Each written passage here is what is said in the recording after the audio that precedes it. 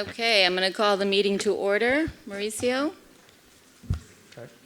Commissioner Vizcarra, Here. Commissioner Lama, Here. Commissioner Goldman, Here. Mayor Svetchin, Here. all members present, Your Honor. Great, thank you. Ladies and gentlemen, we have a very special honor tonight. We have our Sunny Isles Beach Honor Guard. I ask everyone to please stand and remain standing until the colors are retired.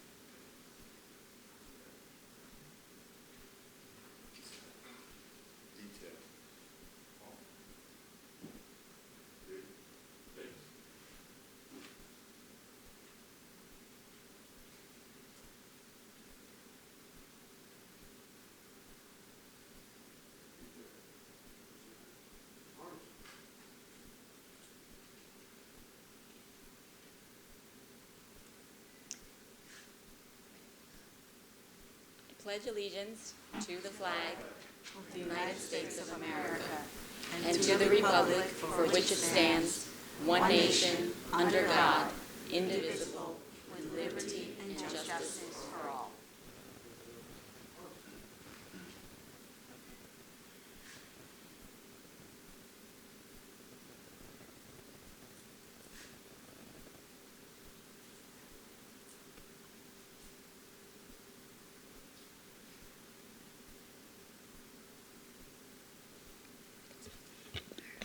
You can now retire.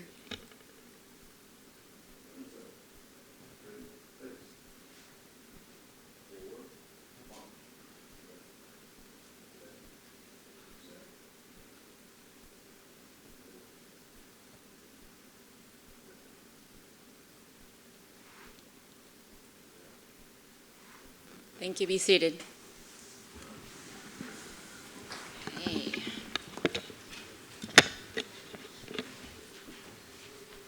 We have the invocation.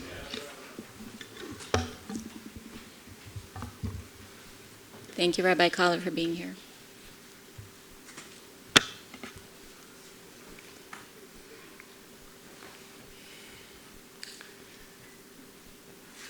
Honorable Commissioners, civil servants, and friends, it is by divine providence that I stand before you today to bless you, a day before the onset of the holiest day in the Jewish calendar, the Yom Kippur.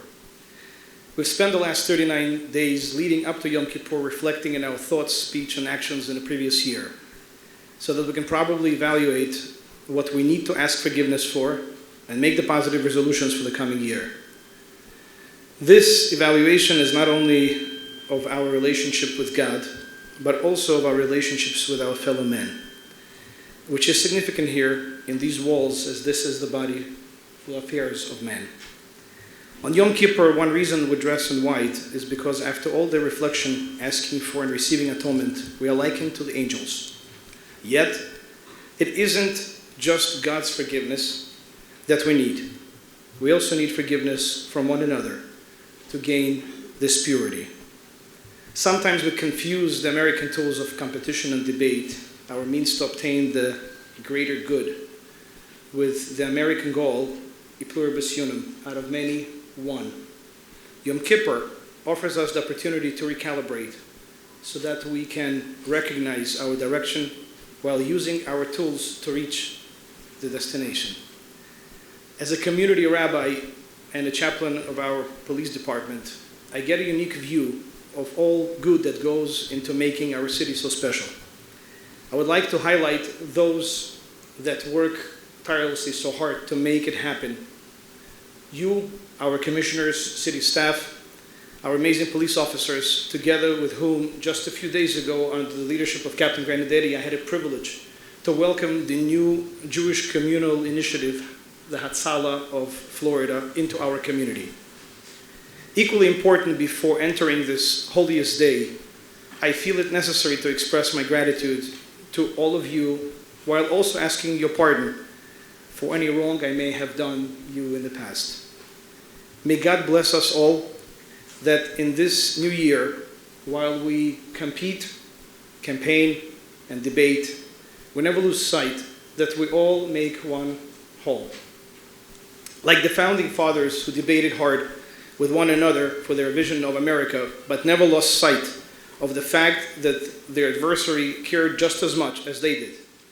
And this served as the basis for unity.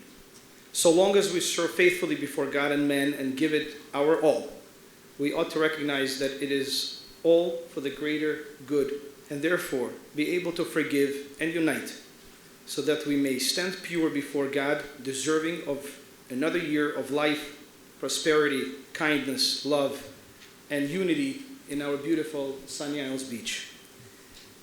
God bless America, God bless Florida, God bless Sunny Isles Beach, and each and every one of you. Thank you. Thank you. Mauricio, we'll do the approval of the minutes. Yes, the next item is 3A, and we can actually hear 3A and 3B together, which are the approval of the minutes for June 17th commission meeting and the July 15th commission meeting. Can I get a motion? I'll move. Need a second? Second from Commissioner Lama. Okay. All in favor? Aye. Aye. Thank you. All right. And now the opening statement, Mike.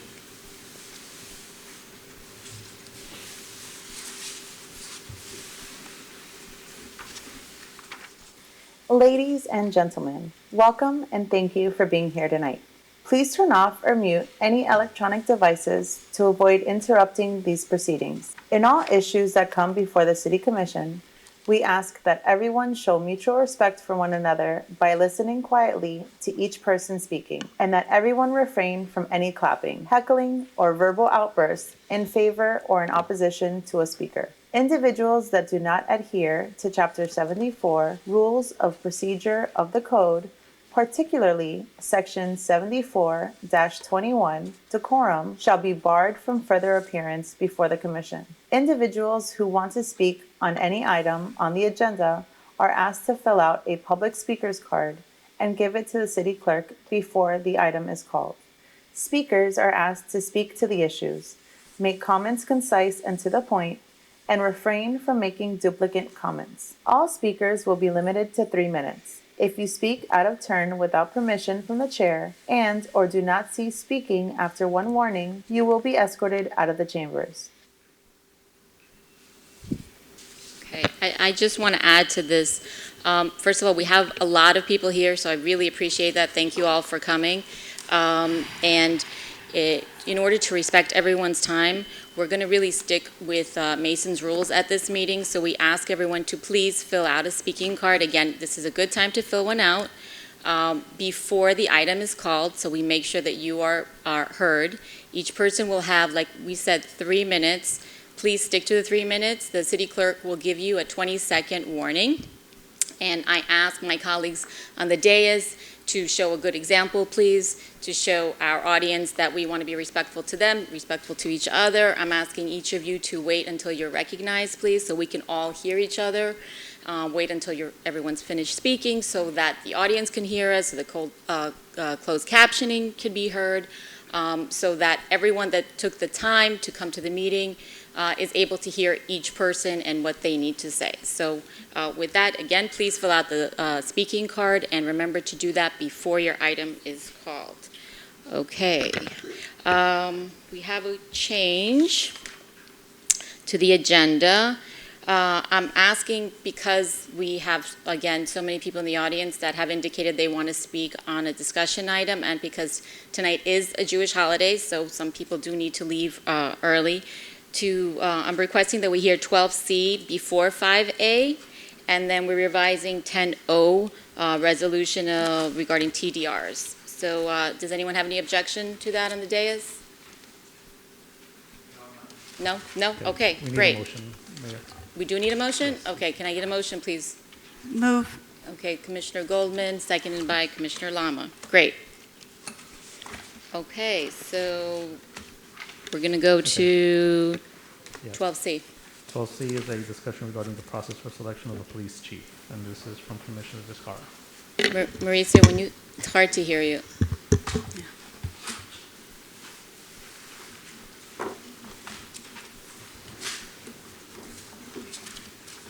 Commissioner Vizcarra, you're on. Oh, I thought Mauricio was going to repeat himself. Okay. And just, I'm sorry to interrupt you. That's okay. If anybody wants to speak on this item, we are allowing speaking cards on this item. So go ahead, Commissioner Vizcarra. Well, apparently I pick good discussion items, so I appreciate the people who are here. For me, the discussion item was twofold. Number one, I want us to clarify the process, because I think we're all making assumptions about, like, for me personally, I assumed that this process would unfold much like when we selected the new city attorney, and it's not clear to me that we're all on that same page, so I think that we need to start with that. And secondly, then I want to talk about the way that the timing of the outline that we've been given of the schedule is now overlapping with the special elections and adjustments that we can make to that. But they're two separate things. I want to start with the process, the selection process. My understanding is, again, we'll talk about the scheduling afterwards, is that we've been very clear up on the dais that the commission wants to be involved in the selection. And even when we go through the steps, it's not clear based on what we discussed and on the document itself, how that selection actually gets made. I'm assuming that it would be through a vote, that it would have to be through a special meeting, not a workshop, or it would have to be done at a commission meeting, in which case, again, we're going to have to discuss the timing. So I'd like to hear from my colleagues what was their understanding and or assumptions. All right, do we have speaker cards that we want to hear first? Yes, we can certainly do that. We do have some speakers. We'll call Steve Tratner.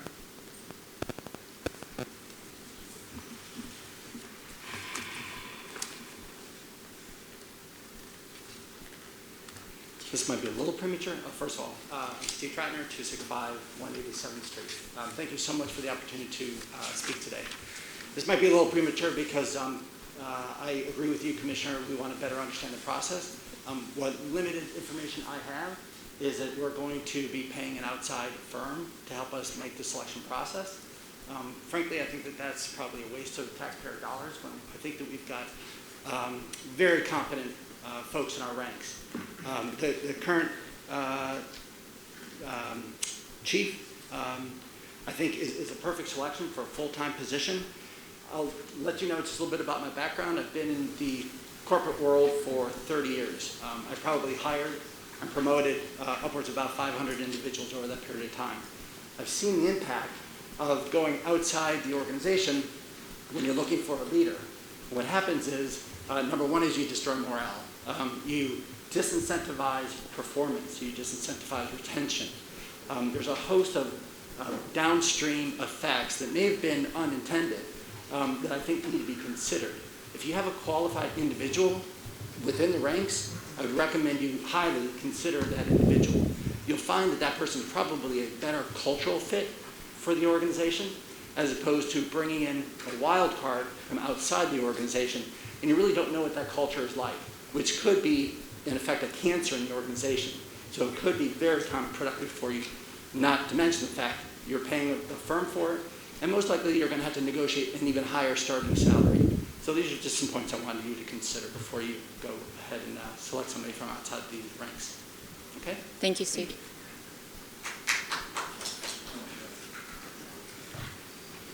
The next person is Joe Burrell.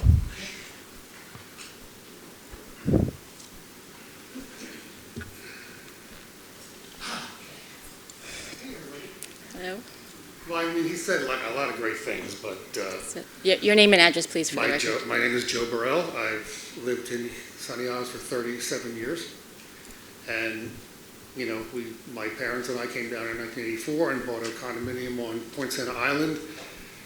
And then my father, really wanted to know who was in the government center. So he went there and he introduced him to all the chiefs, the police, because he comes from a family of policemen. And I'll tell you, those guys in that building were so good to my father, and my family, especially when some things happened that were pretty bad. A lot of the people on the boats came by and spoke to him a lot, and it's a family here. And family is about when a position is empty, then the family should choose who goes next, Especially now in this world the whole planet is suffering right now. And more than ever, family and friends are so important to all of us. So if you're going to choose a new chief, I recommend that you do it from the family that's already there. And that's all I'm going to say. Have a nice night. Thank you. Thank you. The next person is Dwight Snyder.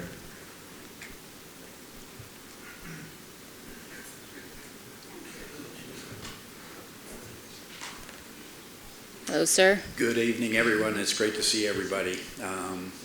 And again, I thought the last commission meeting would be my last commission meeting to speak, but anyway. Again, my name is Dwight Snyder, retired chief of police from Sunny Isles Beach. My home address is 14950 Featherstone Way in Davie, Florida. I'm here on behalf of our police department, and I'm certainly here to endorse the recommendation of Mr. Russo as far as this next selection of chief of police being Captain Grandinetti. That was the recommendation that I made when I submitted my retirement papers.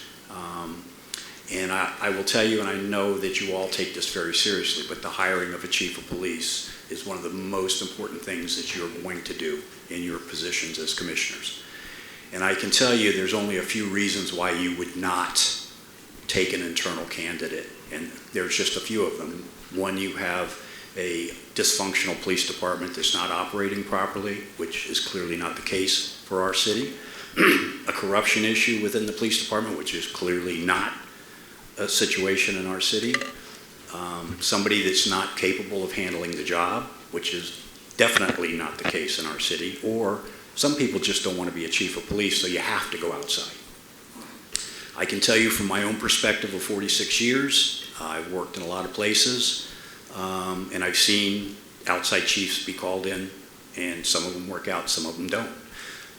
But I can tell you that if you go outside, when we do have very capable people, and I will tell you that we are invested over 23 years. Our entire command staff are all original members of this police department. And I still consider myself, even though I'm retired, I feel like I am a part of this police department, I'm a part of this community. And I can tell you, we spent a lot of time cleaning this city up when we first started, and we all worked together. We were all very, very invested in this community, and we still are. And I see a lot of friends from our communities that are here tonight, and I hope they certainly speak up. But the one thing that I want to caution you on as far as going outside, and you will find that all of the applicants that you guys are going to look at, they're all going to be qualified on paper. There's no question about that. But the one thing that they are also going to be, they're going to be a stranger to you. You've got somebody here right now that's very capable of doing this job. He's been invested in this community for 23 years. He's got an impeccable record for doing the right thing, for running. Basically, the admin position pretty much runs the department. They're the ones that keep you out of trouble. They're the ones that are making sure we're doing things properly. And that's Captain Grandinetti in a nutshell. But the message that you could send to the rank and file officers if you go outside and just bypass him is, we have no faith in your department. You're looking, these officers are looking at it like, what's going to happen when it's my turn to step up? Are they going to just go outside and bring in some stranger from the outside who has no idea about our community or our citizens or our commission? And that's what I'm fearful of. And I can tell you that I'm here 100% in support of Captain Grandinetti. I think he would be an amazing chief for you. And it would just be the progression of succession until the next member of our command staff is ready for that job when the next chief is finished. So that's all I have to say. Thank you for allowing me to speak. Again, it's great seeing all of you again, and thank you again. Thank you. When it's your birthday, you get to go over the time limit. Next person is Ari Steiger.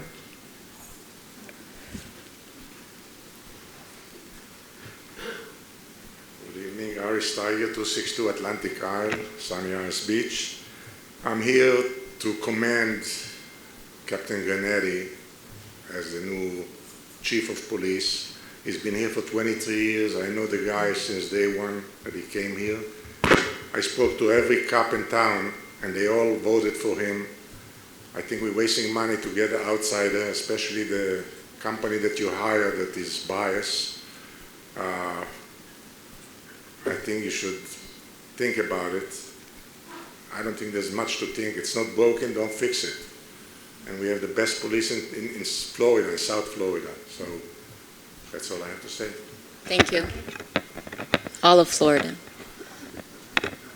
Next person is Jody Joseph.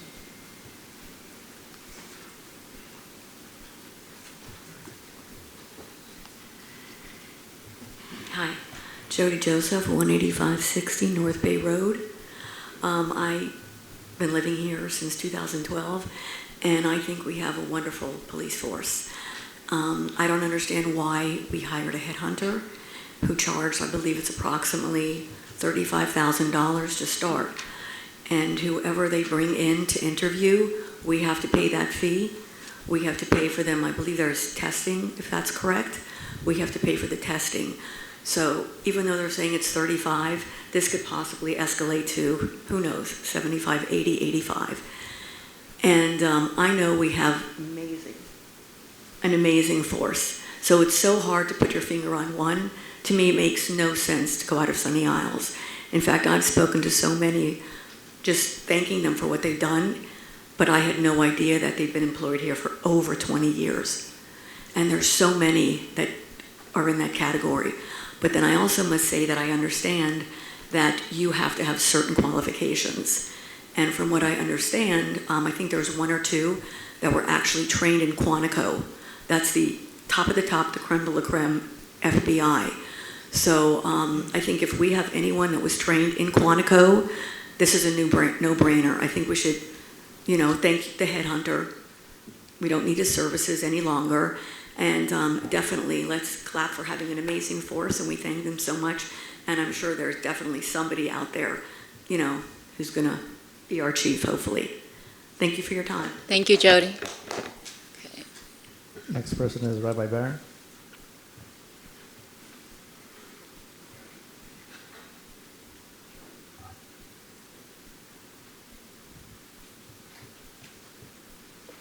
Hi, good evening, everybody.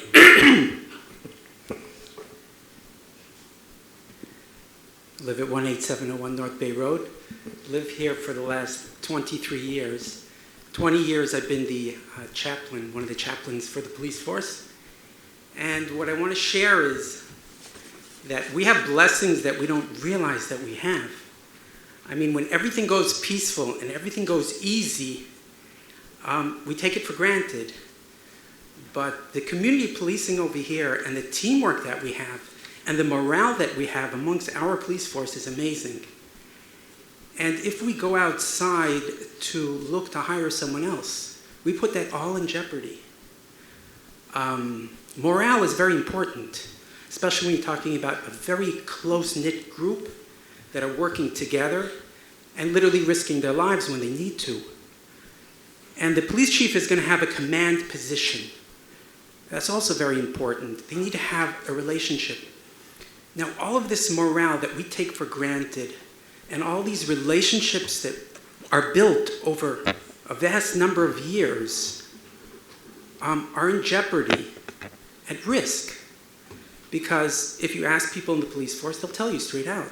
They want to promote from within. And that's the only way to do it. Unless we have, well, the main question is, and it's a question on everyone's mind, do we have a substantial reason to go outside? Like the previous chief says, if there is a substantial reason to go outside and to risk all of that we have built and created with morale over all these years, then let's hear it. Because someone made the decision to look outside. And aside from that, a resume is a piece of paper, like, Chief Snyder said. You don't know until the person comes and fills the position. And I've watched the succession of power in many other divisions of the structure of the city, and we've promoted from within, and they're very successful, and it actually builds the morale and the teamwork. So with that, I wish everyone a Shana Tova. I hope we have the right inspiration to make the right decisions for the benefit of the citizens of Sunny Isles. Thank you. Next person is Jerry Joseph.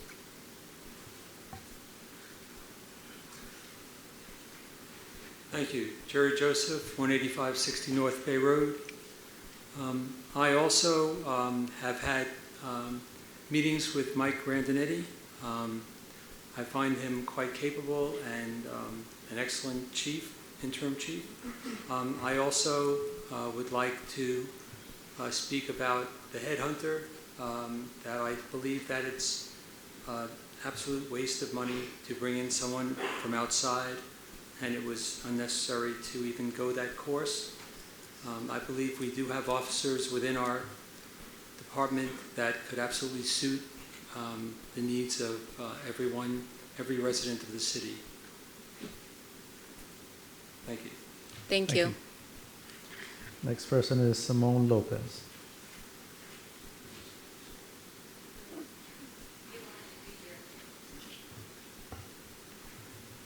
Good evening, everybody. I'm here on behalf of Simone Lopez, on behalf of President Stedman Stahl from the South Florida Police Benevolent Association. You don't know me. I haven't had much cause to come here. The reason is our union has a very good relationship with our police department and its command staff. I have 27 years of experience here in Dade County working with law enforcement. I was a law enforcement officer as a prosecutor here for several years in Dade County before I left, and have spent the remaining years of my career, 22 years, as the Assistant General Counsel for the Dade County PBA, now South Florida PBA. We have a wonderful relationship with your police department and your command staff. Our president wanted to be here tonight. He unfortunately had a conflict. I was happy to be here because if you look around this room, you'll see your police officers support your acting chief.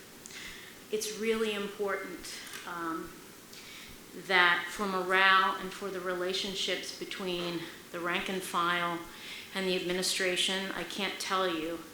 Over the years, I've seen chiefs of police and police directors come and go.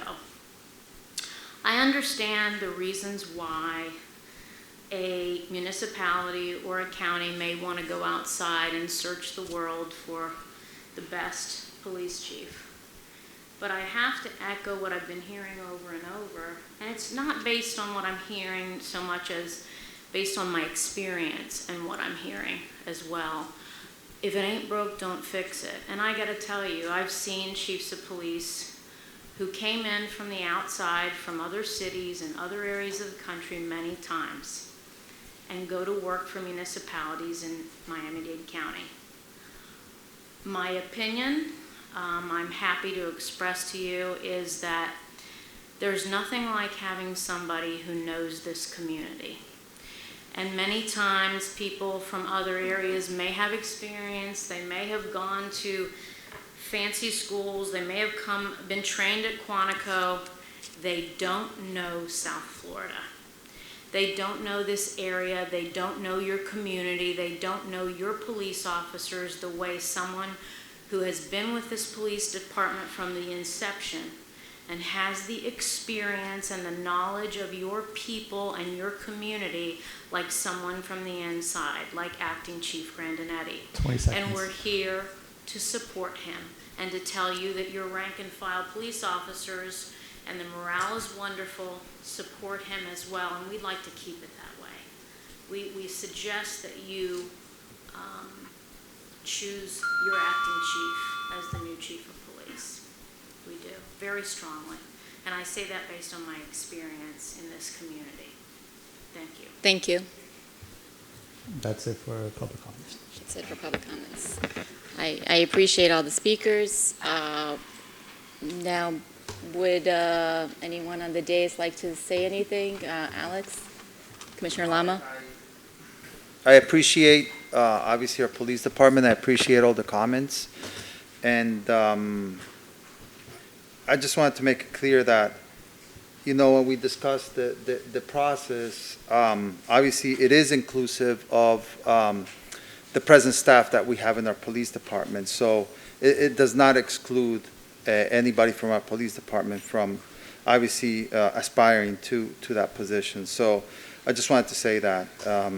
Obviously, I'm hearing something. I think there's a different topic from what I'm listening. So I think going back to, you know, the process itself, I think Jennifer had some questions. So I'm seeing these as two different topics.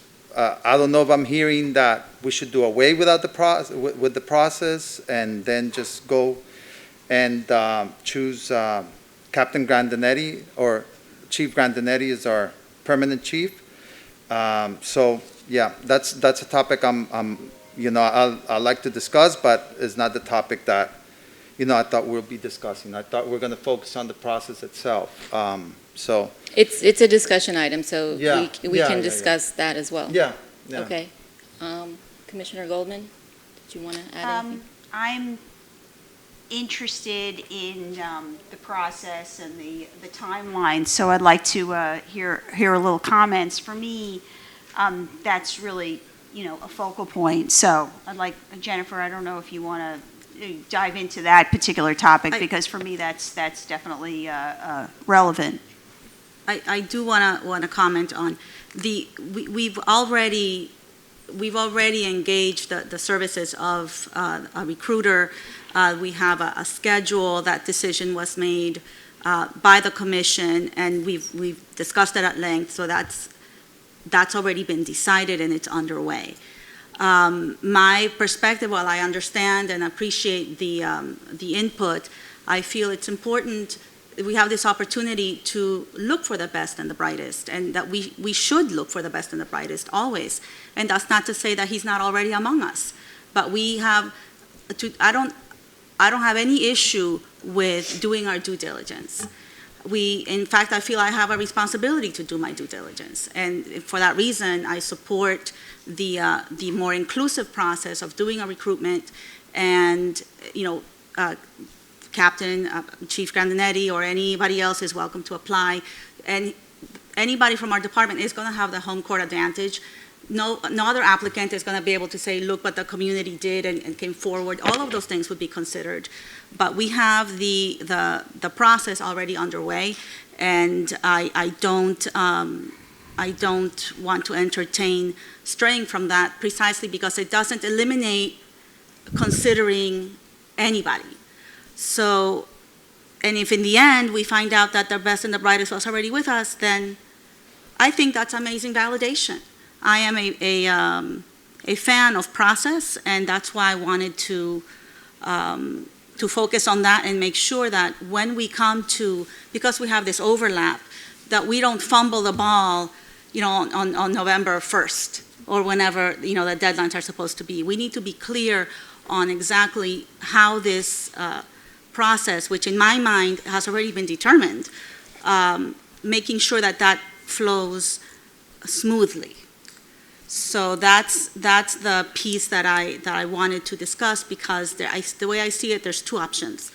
One, and I apologize to both Mayor Svechin and Commissioner Goldman, because it would involve moving up the timeline a bit so that it ensures the participation of the current commission. If we don't do that, and we keep the timeline as is, then by the time that decision comes, that schedule comes, then only 3 of us will be here. And if we push it beyond that, then I fear that we're turning something that's a matter of governance and it's going to politicize it. And my reason for saying that is because at that point you'll have a new mayor and 2 appointments. They're not duly elected people. They may be more subject to, they're just going to be inexperienced. Right And now, wait, I just want to interject. Hold on, Commissioner Goldman, she's being recognized. You're not recognized right now. Go ahead. Thank you. Right now, we have the most experience sitting up here that after November 3rd, it's only going to be diminished because we're going to have to bring in inexperienced people to make a very big decision. So I think it's in the best interest of the city to adjust the schedule, and I can give you I had a recommendation here. Moving it up just by a few days. Can you? So here. So that we're able to take this vote in a special meeting before the special election comes into play, ensuring that every district in the city has an experienced commissioner looking at this important decision. And all of these perspectives will also be included in that process. Ultimately, the final decision is supposed to be made on November 11th. And if we just bump it up to October 29th and we adjust, you can see here the dates that I'm recommending. It doesn't have to be that, but I'm trying to tighten it. Then every district will be represented by an experienced commissioner. We don't have to worry about politicizing the process by appointment or fearing that whoever's mayor will then have 3 votes. And then we get it. We're able to include everybody's, anybody who wants to apply. So that's my timeline issue, because otherwise we get diluted in experience as we go forward. I'd just like to make one point, that even November 11th is a deficient timeline, because what happens if there's a runoff, right? So then you only have 2 seated commissioners. What happens if we have one candidate has 3 votes more than the other, but nobody achieves a majority? Does that mean that only 2 commissioners vote or ratify this? So November 11th isn't even a correct, I don't know how anybody came up with this timeline, but November 11th really makes no sense. If I may, Oh, Mayor? Wait. We agreed that we're going to wait and everyone's going to finish May I? speaking. Yes, you may. This timeline was created before the resignation of the previous mayor. So this is why we're having this overlap and this issue. And what I'm saying is, this was obviously unexpected. The timeline wouldn't be an issue if we didn't have the election and the possibility of being basically just me and Alex, right, on November 11th. That's not a quorum. We wouldn't be able to make that decision, and nor should we. But so I feel that the best way to do it is to adjust it, and we get the benefit of the experience that's sitting up here. Commissioner Lama, you're recognized. Yes, I just wanted to state that this timeline was put together before, our previous mayor resigned. But going back to the dates, I mean, to begin with, I was a little weary of making these deadlines, in November. And if we push this back, there's always the question mark of, could this recruiter make the deadline, October 22nd is basically a month away from now. And the October 29th, it's talking about 5 weeks from now. So I don't know. I mean, I hope it could, obviously we'll have to talk to a recruiter and see if it's feasible. Are you done? Okay, Commissioner Goldman. Where is the recruiter in this process? I mean, the city manager set this up, right? The city manager is the one who established, the recruiter and the whole protocol. So there must have been a deadline, and applications have been submitted, I guess, to date, If correct? you'd like, I can give you an update. I did speak to him yesterday. Okay. If you'd like me to now. Yeah, it would be Wait, no, helpful. It would be one- helpful one for the city moment, manager one- to articulate where we are in the process. Yes, one moment. So I just want to say before the city manager speaks, so I do want to hear his opinion. The public does not know that he sent us a memo. I don't know if that's been, I don't think it's been shared. I'd like the city manager to please share that. But just to, before you begin, Mr. Russo, I just wanted to say to your point, Commissioner Viscar, you have a very good point. You do want the experience of the current commission, so in my personal opinion, the process is put in place in order to get from point A to B in the best, fastest, and smartest way possible. So we potentially have a solution that we're not even seeing right now, given the amount of people that came to speak. But I'd like to hear from Chris, if you have a synopsis of that letter, and then also if you could please respond to Commissioner Goldman. Okay. Well, first of all, what the mayor's talking about is, as much as, I do what a majority of the commission asked me to do, and that was this recruitment, and it's going along. It's going along pretty well, by the way. On my own personal basis, I have supported Captain Grandinetti to be the chief. I have been doing this for 40 years, actually over 40 years, and I can tell you I've only had one situation that related to a command staff that was brought from the outside, and it didn't work very well at all. But working on succession planning is a very significant, important thing to do. When I first came back in 2012, after a 7-year hiatus from the city, 2 mayors sat me down. 2. One a future mayor and one the current mayor. The current mayor at that time was Norman Edelcup, and he sat me down with Commissioner Bud Scholl and said something that we've never accomplished here, and it's succession planning in each of our departments.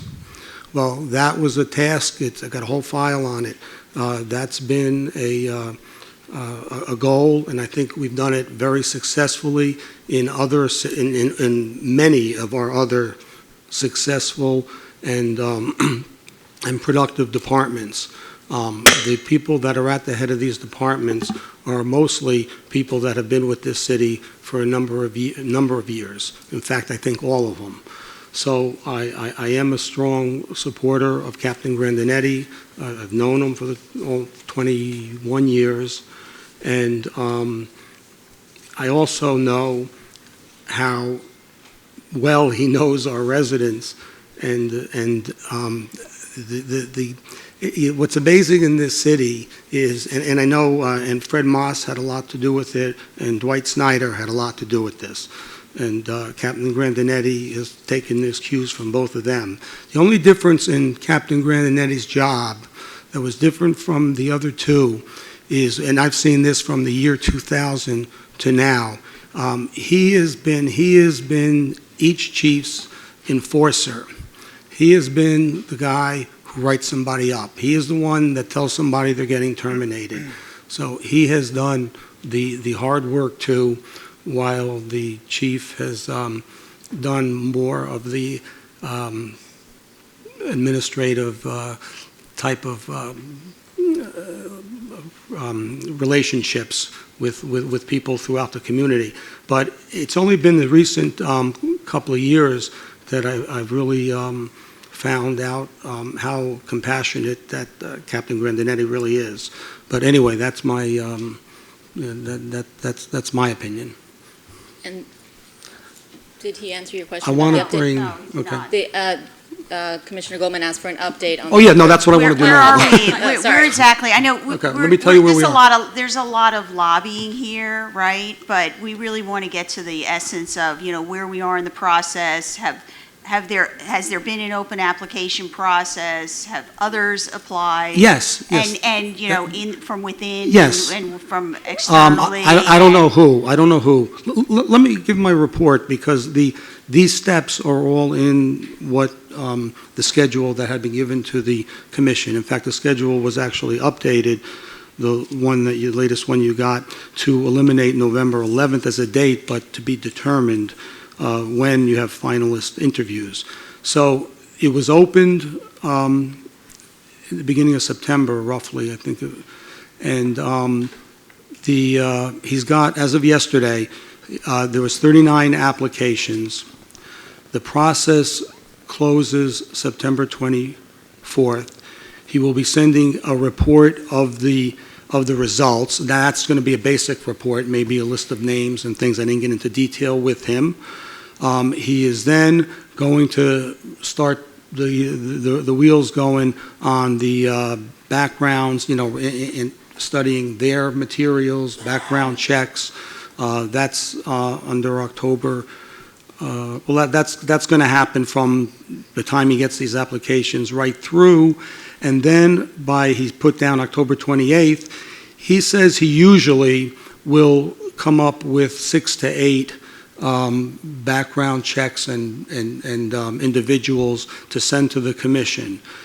And again, you will see the entire list. You will get his narrowed down list with the background information, and then you will have a decision on interviews. This is for the commission, whether you want 5 of them, 4 of them, 6 of them, or more, because you pick out some others.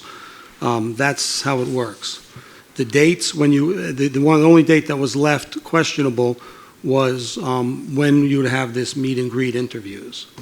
And as Commissioner Viscara said, we got to see how we're going to adjust that.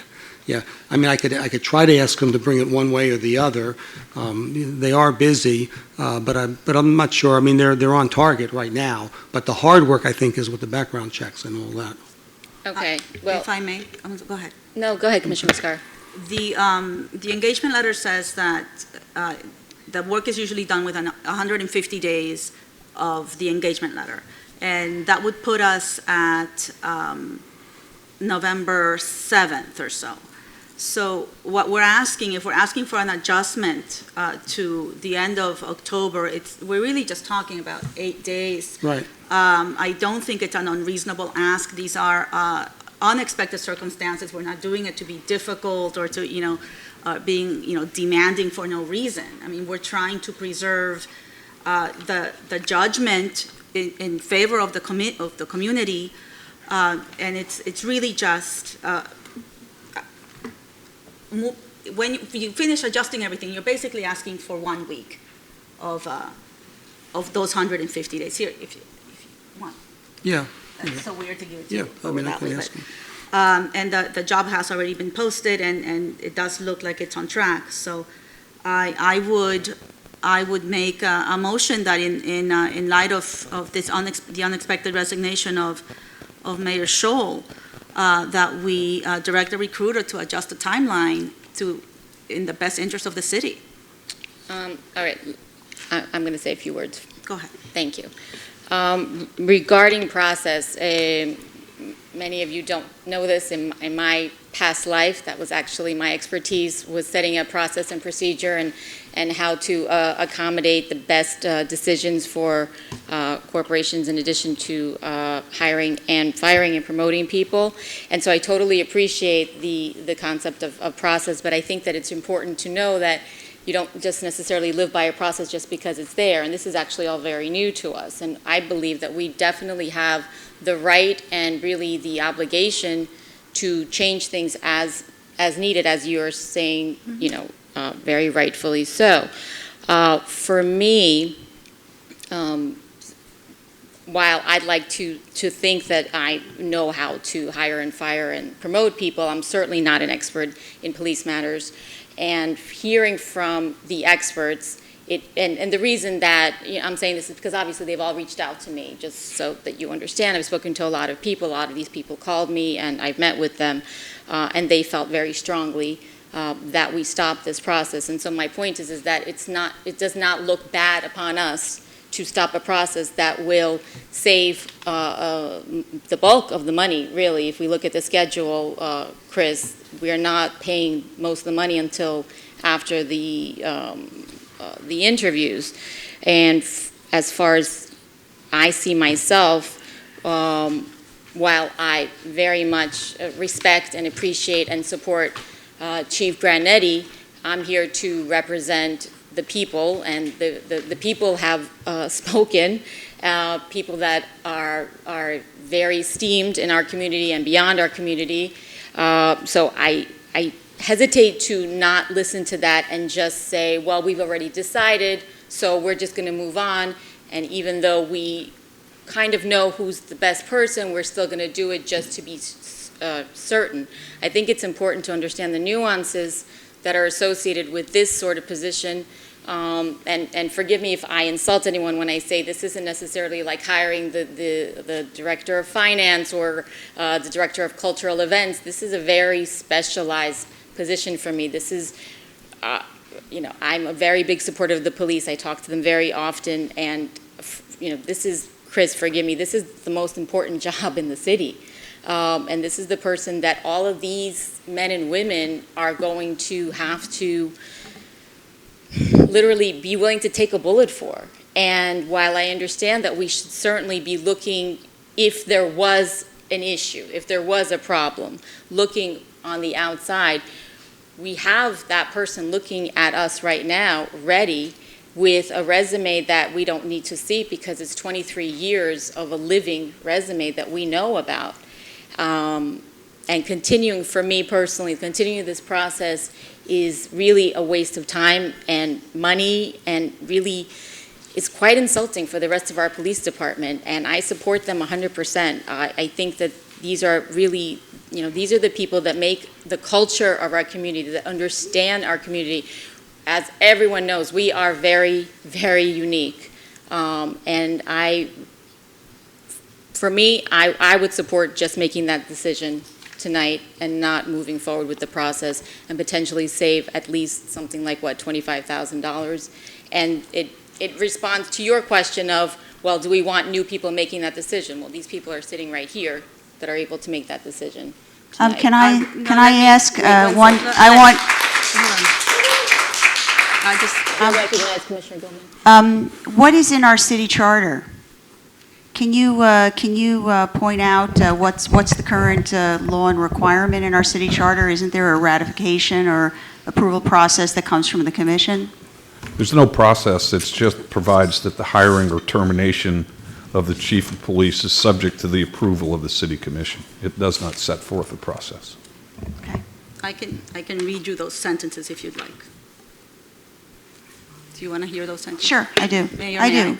Because you're basically stating, well, let's not spend the $25,000 because we don't, why spend the money? But in fact, what is our city charter state? No, I'm not saying why spend the money. I think that's no, absolutely not. I'm saying that is one additional problem with this, is spending money when we don't have to. So for some people, maybe $25,000 is not a lot of money, but for a lot of people it is, and certainly for the taxpayers of this city who I believe support our police and support Chief Granetti, it is not just, it would be a complete waste of so many resources besides the time and the money. And one second. And I believe that as far as the charter is concerned, with all due respect, Commissioner Bruscar, you are free to speak, but our attorney is the one that makes the determination of how this process, as far as the charter is concerned, what rules we have to go by. So, Commissioner Bruscar, if you wanted to read the sentences, please go ahead. I don't need to read it, but we don't have a process. That's the whole point. Okay. But in response to your comments, that I would only say that the people here have spoken, but we haven't heard all the voices. And, just like you're getting phone calls and you're having conversations, so am I. So those other voices may not be taking up the microphone, but it's not as unanimous as you claim. So I still support the keeping the process in place. It's been thought through. It was discussed at length. I don't. It's inclusive. Nobody is preventing the current the current chief or anybody else from participating. And why not be vetted? And I do want to see resumes. I don't want to make assumptions. I want to see everybody on same footing, and I want to look at everything and able to make the best decision possible. Let me clarify what I meant. I didn't mean that I was getting. Wait, please. No, one second. I just.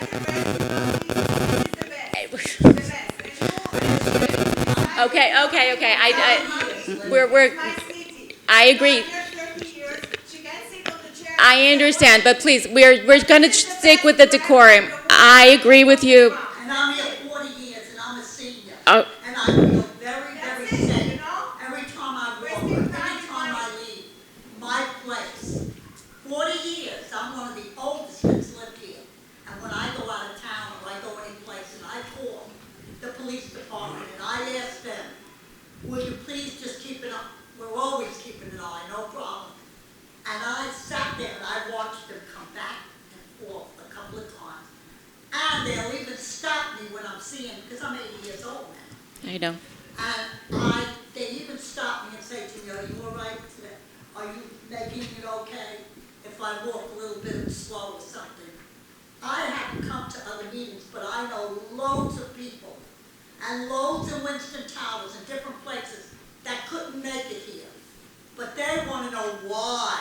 That's why I'm making notes to bring to them. Why you would want to change something. The grass is greener on the other side, or did he do something wrong?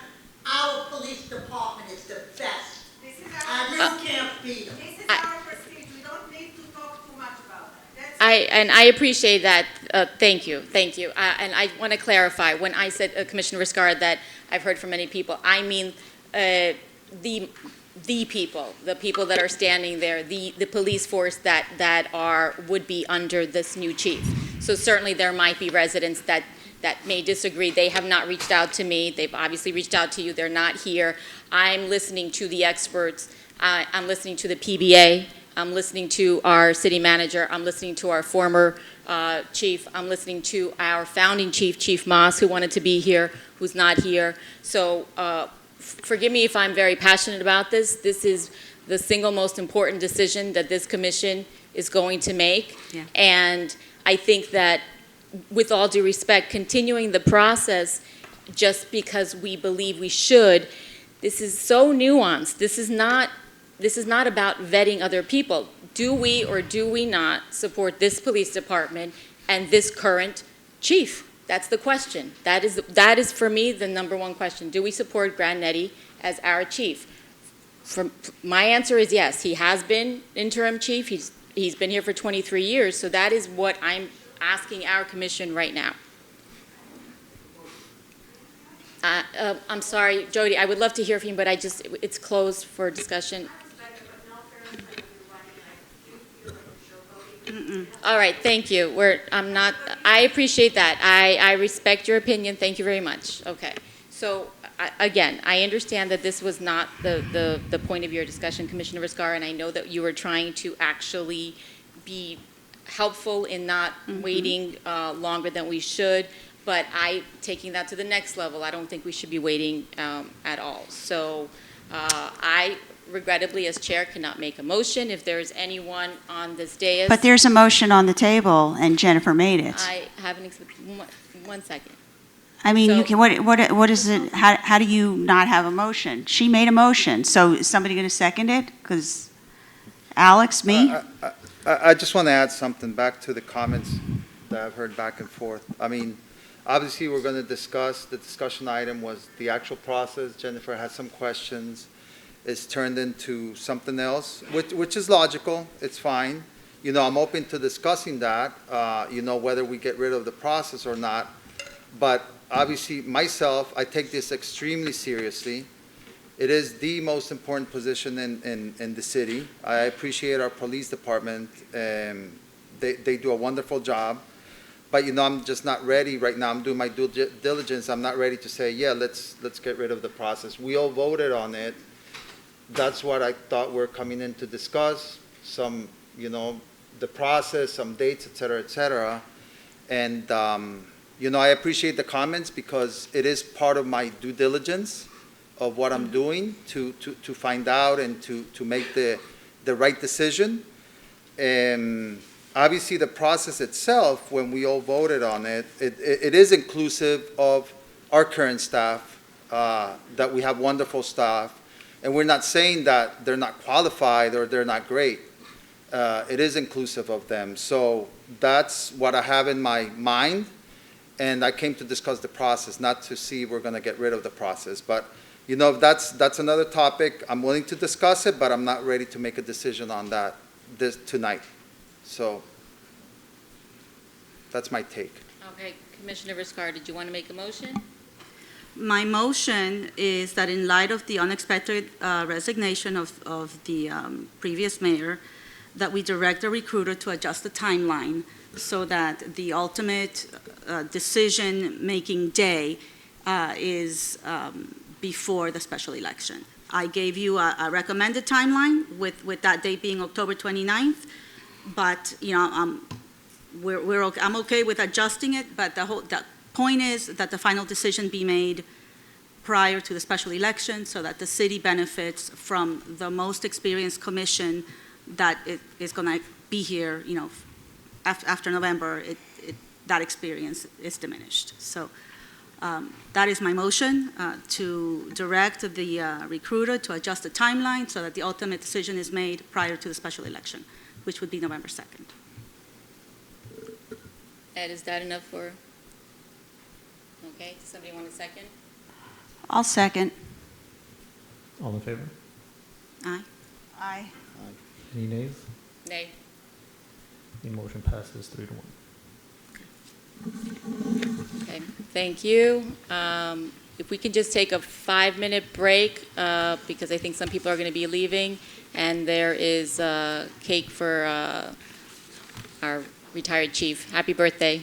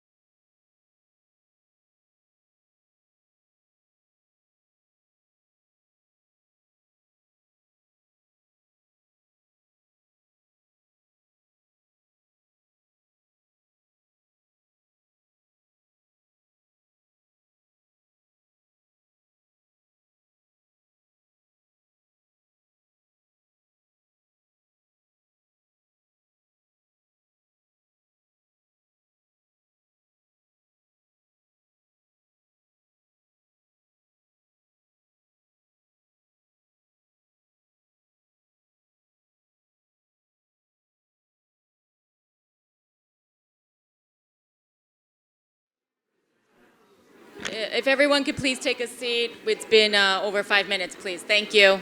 We're going to start. Commissioner Vizcarra, Commissioner Lama.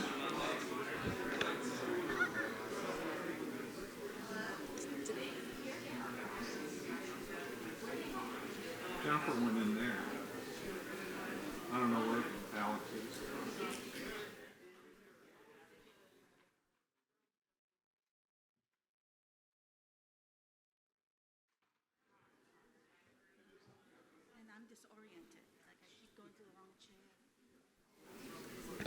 Can someone please ask Commissioner Lama to come back if he's outside?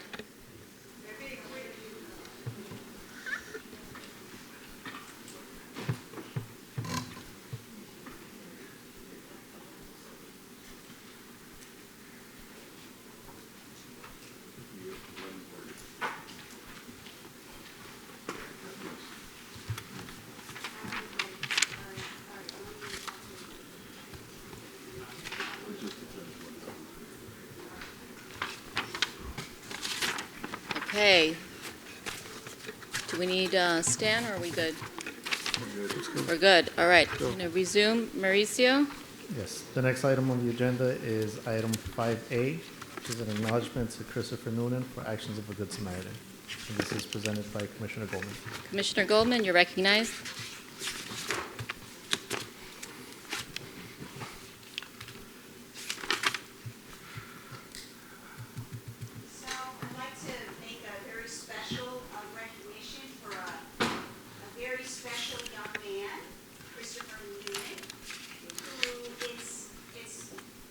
It's my understanding you've already been acknowledged, and there's been a proclamation already that's been issued by the police department. But I want to just, for the good of the order and for the public, really to personally thank you on behalf of the city for what you've done. You are the exemplary Good Samaritan in that you helped. You saw a flyer at Pier Park when you were there of a missing person, and you actually went the extra mile in a very proactive and important, timely manner. You went to the police department, you went back to the police officer, and you actually helped to apprehend a missing person and who was with a predator of some sort. So this is a perfect example of going above and beyond. And again, if you see something, say something. So the message here is informed, alert communities play a critical role in keeping our city safe. I hope Christopher Noonan's story will inspire, empower, and educate the public on suspicious activity reporting. It's very simple. If you see something, say something. So congratulations to you for our Good Samaritan Award and really exemplary action and behavior and really service to the community at large. So thank you very much for doing what you did to really help bring a missing person back. I appreciate it. Thank you. Chris, did you want to get a picture with us? Do you want to? Sure. I want to comment that if you guys want to come down, the police department. You didn't bring your plaque by any chance? Okay, well, the police department presented you with a plaque. I was very fortunate to be there, and obviously we all appreciate what you did. It's people like you, along with our police, that make a difference. So we'll come down if you all. What happened to Alex again? Take a picture. Terrific. Do you have Alex is in the men's room? He's looking in the men's room. Where's Alex? He's in the men's room.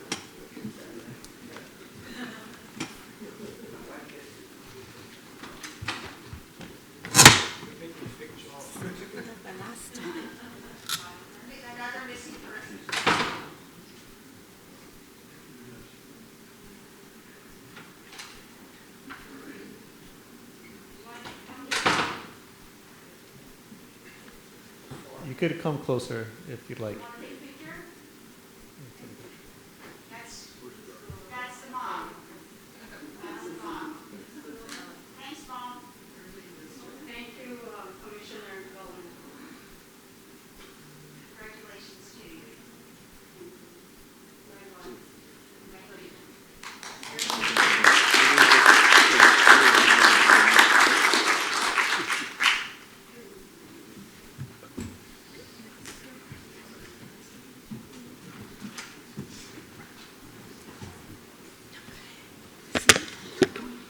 to Chris's chair.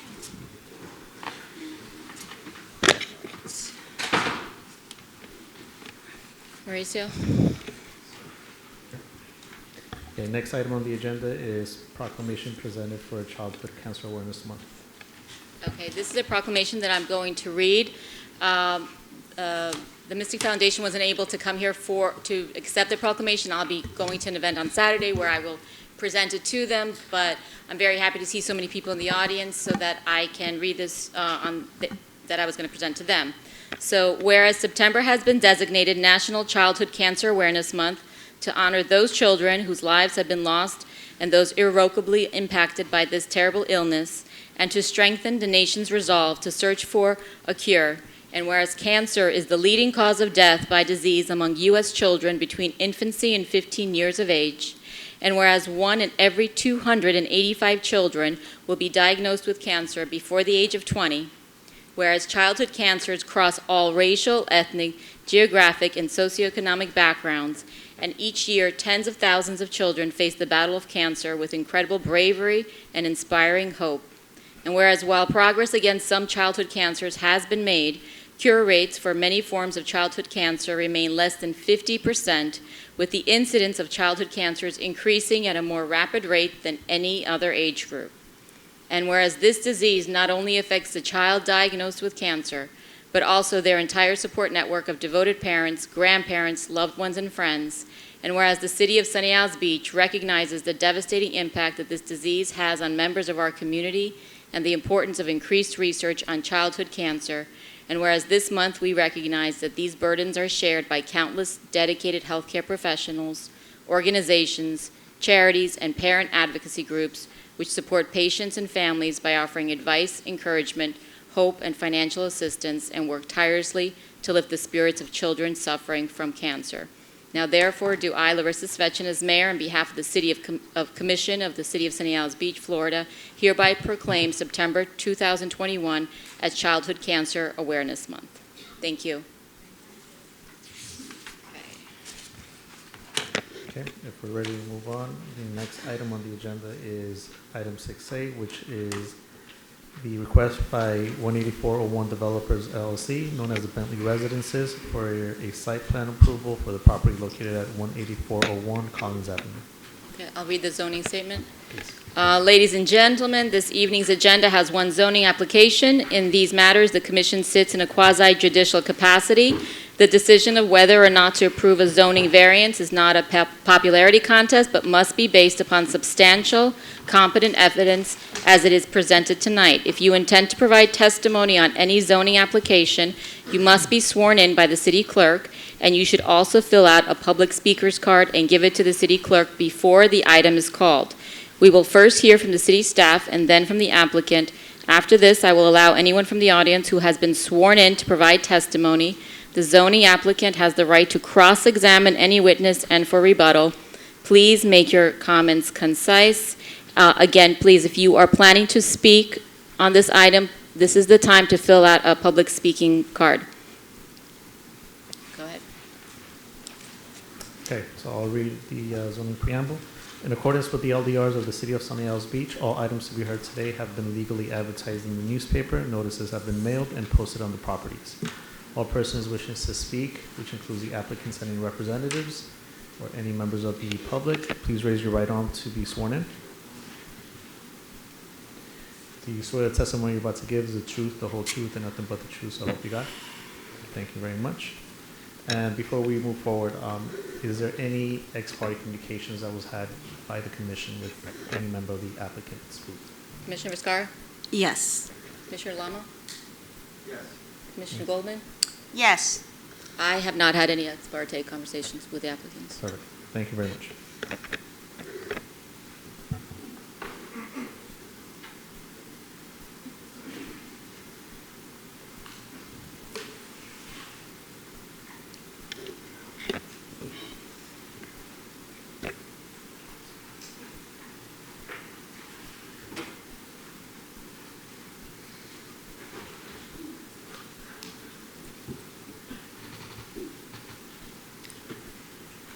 Good evening, Mayor, Commissioners. Mauricio, are you going to read also items for the TDRs? Are we going to hear them? Yeah, we can do that.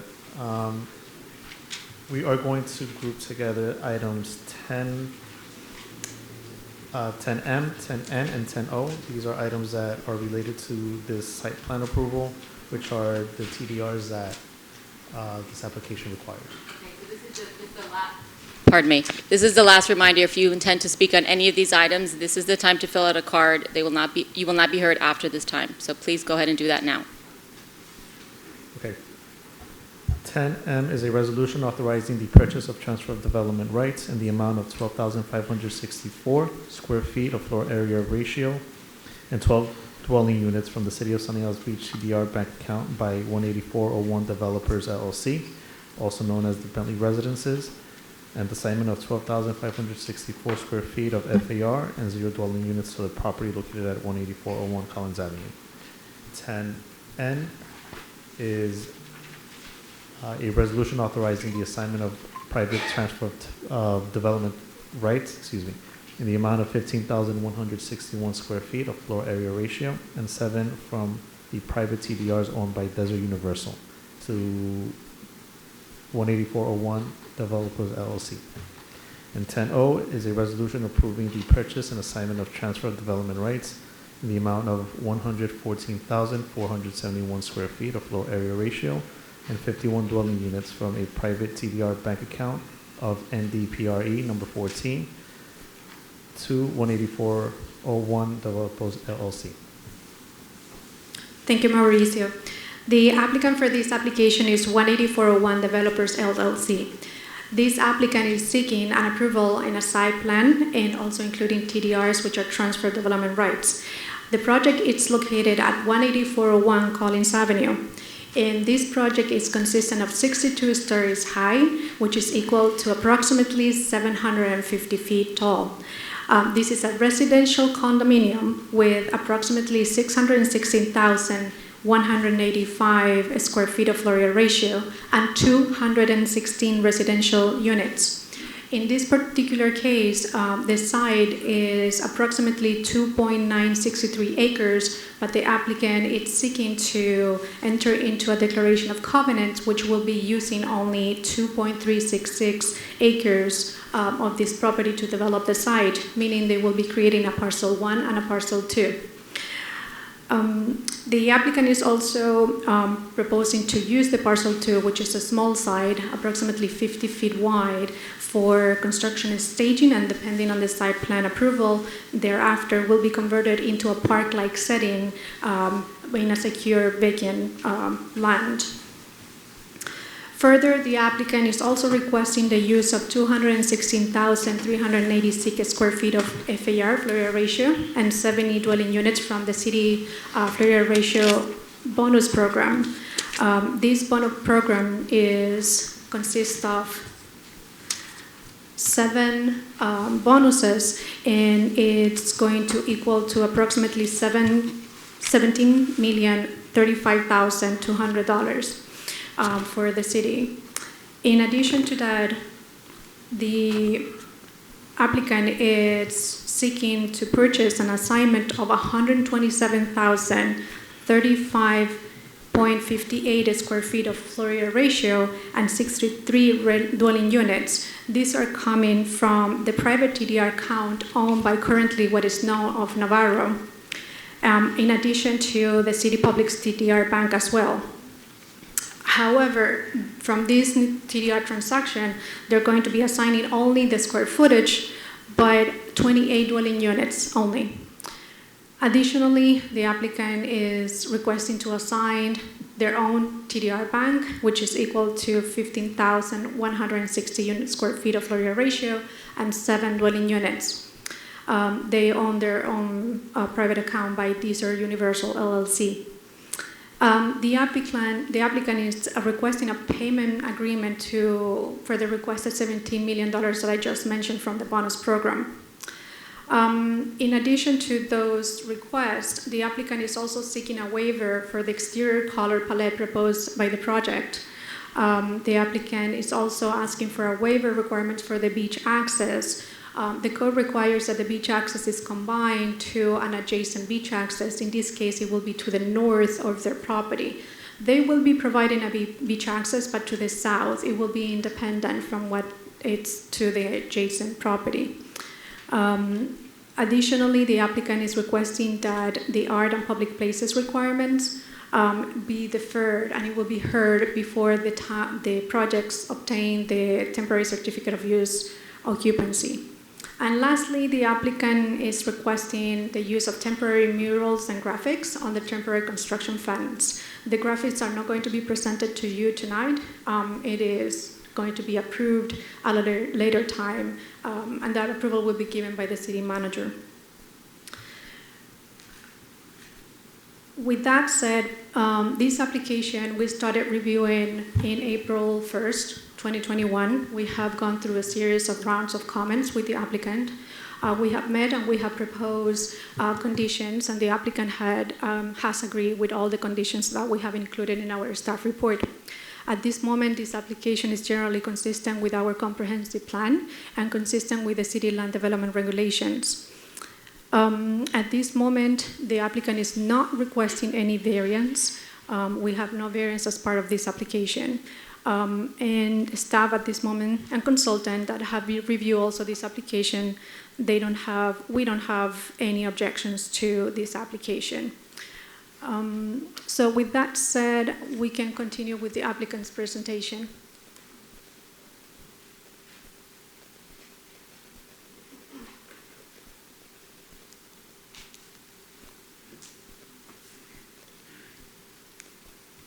Good evening, Joseph Goldstein. These things, where are you? Joseph Goldstein, attorney, law offices at 701 Brickell Avenue on behalf of Holland and Knight, here on behalf of the applicant, 18401 Developers Llc, and I'm here tonight for the Bentley Residences, which I am extremely excited to be here. This is a wonderful project, and we'll present it to you in a couple of seconds. I'm here with the 18401 Developers representatives, Gil Deser, David Reamer, and Arthur Gallagher. As staff indicated, they started reviewing this in April, and they've given an extraordinarily thorough review of this application. And so thorough that there's very little for me to say at this point, except to confirm for all of you that the conditions that the staff has imposed are all acceptable to the developer. And we are about to embark on what I think will become a crowning achievement for both Deser and for Seeger Suarez Architects. Let me introduce Charles Seeger and Jose Suarez, who are the principals of Seeger Suarez Architects. They are the designers of this, and really this is a site plan approval hearing, and what is more important than to make sure that the site plan is presented to you in a very thorough way. So with that, let me introduce Charles Seeger to present to you the Bentley Residences.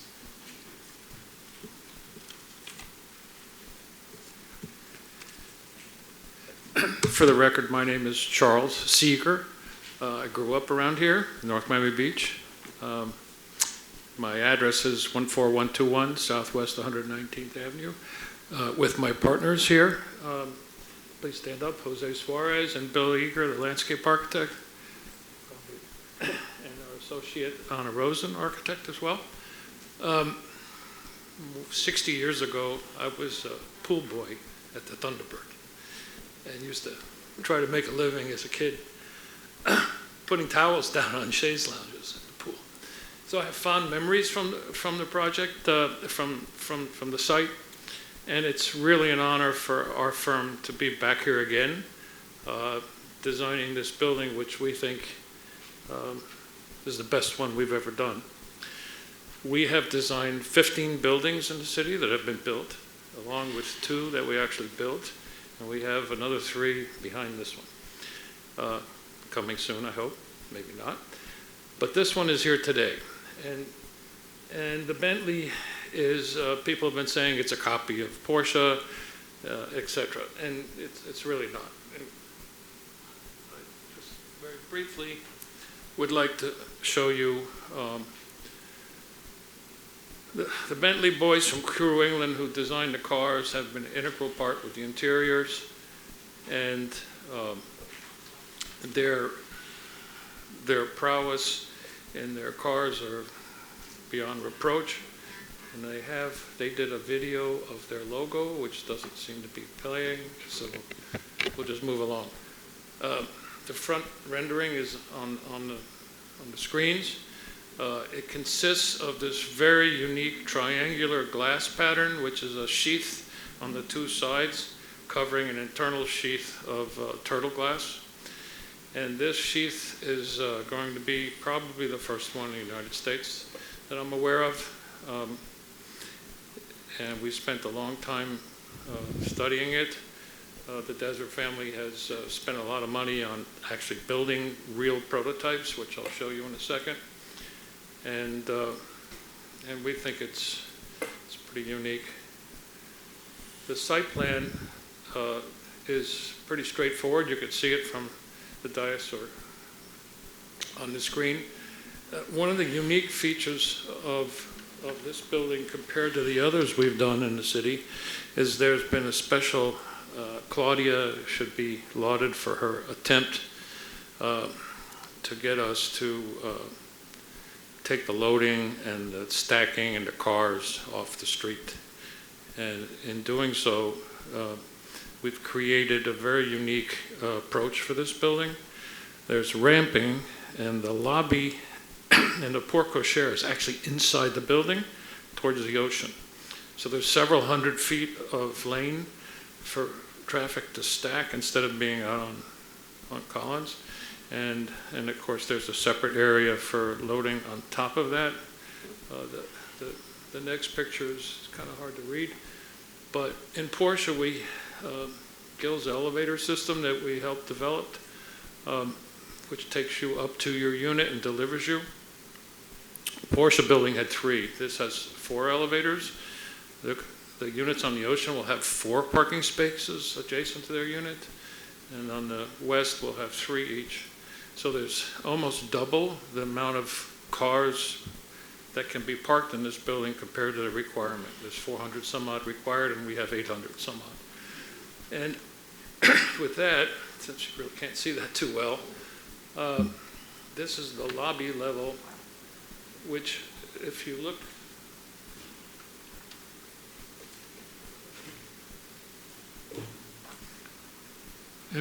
here, it's hard to see maybe from where you are, but you actually drive in and under through the back side of the building and then come out and around. So the lanes today with Uber and Lyft and Amazon and all that stuff that we now have as part of our society, we decided we had to lengthen the driveways enormously in order to have an area where Uber and Lyft could wait, which is inside here on the screen. And then the arrival is on the back side in here. So when you arrive, you actually see the ocean through the lobby. It's quite unique. The only other one that gets kind of close is the one Jade, the first Jade that had the ocean drop off. Go back to this.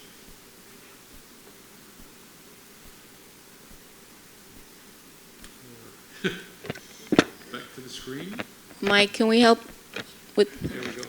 Okay, so at the warehouse, the window manufacturer developed and built our mirrored glass.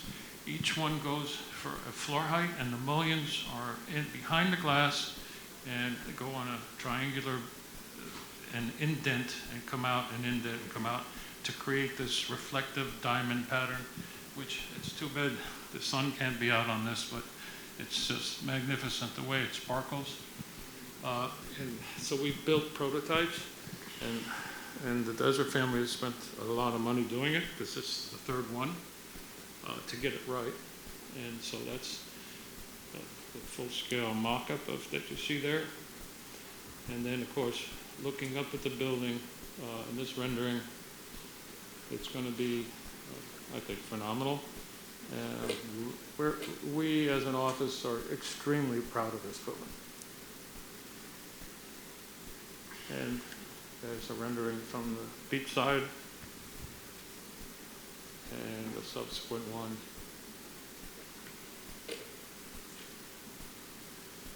There was another one out on your boat, if you have one. So that's the very short of it. These are very, very technical buildings at this height. Understand that we have been doing them as an office for over 40 years. And it took a long time to get to this height in terms of the knowledge that it takes to do all the right things that have to be done in these buildings. They're very complex. And what we like the most about the Bentley is its simplicity in form. To us, it's a beautiful form, and we're very proud of it, and we hope you like it too. Thank you. Thank you.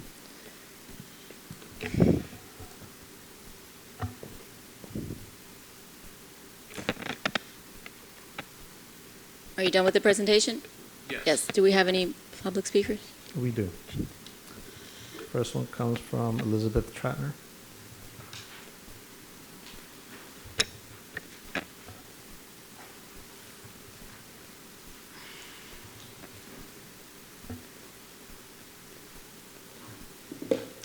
Hi, my name is Elizabeth Tratner. I'm a resident of Golden Shores, 265 187th Street. No doubt, beautiful, beautiful presentation, gorgeous building. I had no doubt you put a lot into it. As your neighbor, we're really, really concerned. I've been a mom and a resident for a long time. Traffic is really intense right now.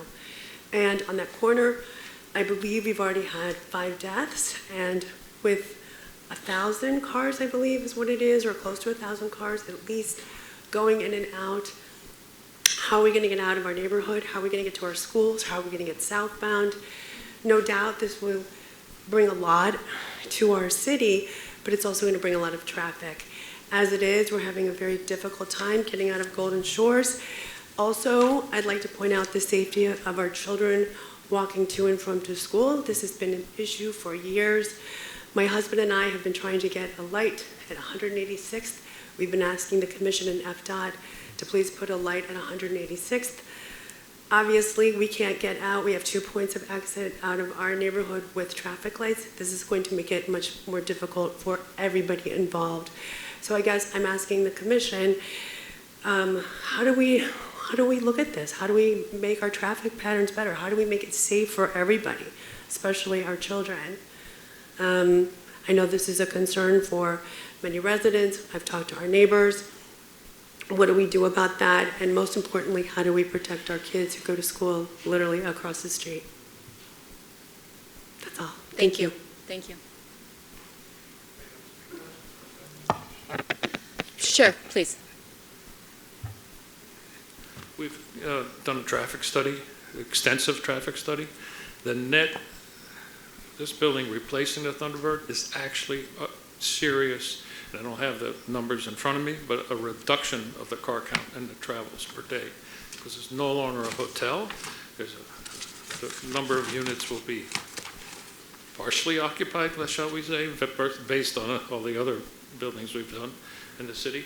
And I feel it'll actually, it may you not notice it, but it should relieve some traffic. Thank you. All right. Thank you. And just for a point of clarification so that, again, everyone feels and knows that they are being heard, you have your 3 minutes to come and speak, and your questions will not, we are not going to be answering your questions, but the applicant can answer your questions, and I will definitely allow that, but you do only have your 3 minutes. Do we have any more speakers? Yes, next person is Steve Shatner.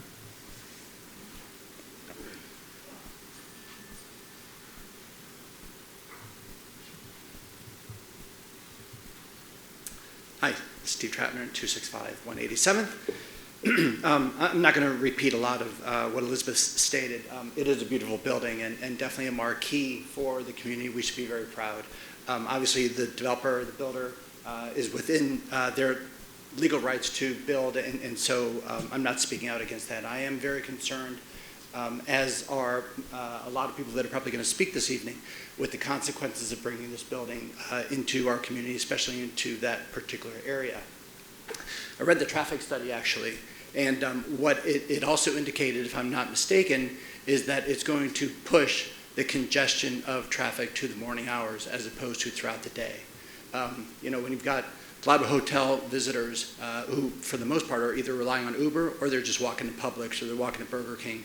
They're really not driving in and out during the very busy times of the morning and in the evenings when we're also dealing with the construction workers and the trucks and everything else. So I'm hoping that the Commission is able to address those concerns. I'd also like to ensure that we take a very close look at the potential impact on other surrounding buildings. I know how sensitive the engineering situation is with respect to other tragedies that we've seen recently. I want to make sure that those concerns are also addressed. Lastly, any potential environmental impact. I don't know what kind of threats this may bring to the beach area, but it's another big concern to a lot of the residents in the area. Okay, thank you so much. Thank you. Next person is Jimmy Levy.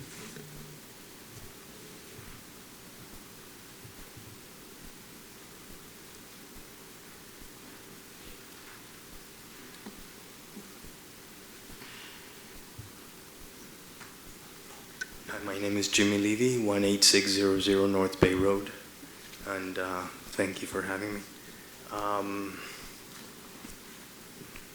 I'm not going to comment on the design of the building. I'm sure they made great strides on bringing Dubai to Miami and copying their form and style, I guess. I hope these glass or mirror panels won't fly into my house the minute a hurricane hits, since it's so new. There's no hurricanes in Dubai, so I'm sure they did their engineering right. I'm concerned with the height. How many stories is this? 62? What is the highest building in Sunny Isles already? Do we know? Anybody knows the stories? Maybe the developer? We'll answer that afterwards if you can just, because I don't want to waste, I don't want to take up your time. You have the 3 minutes. I want to make sure. We'll answer it when you're No, done. it's okay. I'll wait. No, your time, it keeps going. That's what I'm saying. Okay. So, Porsche Design Tower, 62 stories. okay, so. You saw the study of the glass on the picture.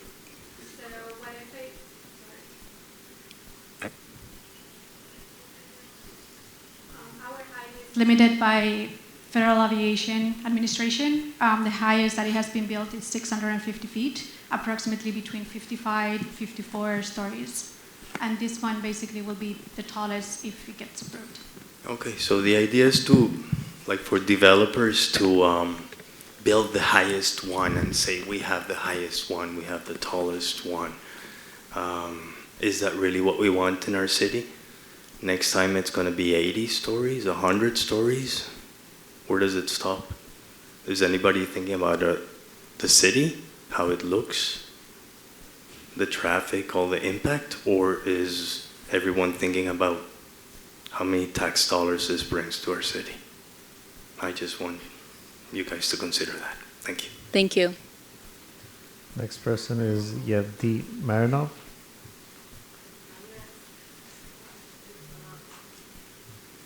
Okay. Hi. I'm not saying where I live because I don't want bomb in my house. But Your name then, please. Yud Marinov. Okay, I'm very against the building from few reasons. One of that, we don't have sun in the beach. You start from Marco Polo, you move with the chair, you got to 163rd with the sun, little by little, and then you have to walk back home. You don't have any sun in the beach when you go to the beach. The building, it's disaster because it's the traffic. From Aventura to my house, it's take me 3 minutes. I'm coming down the bridge in Lehman Causeway, it take me 25 minutes to 185th Street. Okay? So it's disaster. With all the trucks, with all the people, they're coming to our street, they park the truck, the trash, all the Porsche Tower, we have Airbnb. In the season, it's fireworks, music, 1 o'clock, 3 o'clock, people celebrate, nobody care. So I don't think it's going to do good to the city. And I think for Sunny Isle, as you guys sitting there, you should stop somewhere because it's never end. That's it. Thank you. Next person is Jerry Joseph. Hello, Jerry Joseph, 18560 North Bay Road. I would like to question whether there's been a study done regarding the reflective coating on the building with people driving from west to east, the effect that the reflection will have on driving capability and accidents. Has anyone done a study? Jerry, so that we don't spend your time, because your time keeps running, we can answer your question afterwards if you have more. Or you can. May I? But it's up to Yes. Jerry. Jerry, are you okay with that? Okay. Yes, we requested a reflective study of, on the project, so we have that. They have analyzed So that. if I were to shine a flashlight, a strong flashlight, or something to simulate the sun, it would be blinding, correct? That the buildings that are already built already, they have more reflectiveness that they're proposing, as indicates. That's also an So, issue. yes, so they have, and they have gone But through. you've allowed that, which And also the people state, complain about. and the state also, the Department of Environmental Protection, they also review it, and they had approved previous projects with similar or higher reflectiveness. Right. So they just have discounted the dangers of the reflection. I cannot speak on their review process with the state and environmental protections, but at least if we see something that was approved, that it was higher, we assume that with the study that they presented, it will be also approved. And what is the necessity to have the tallest building in South Florida?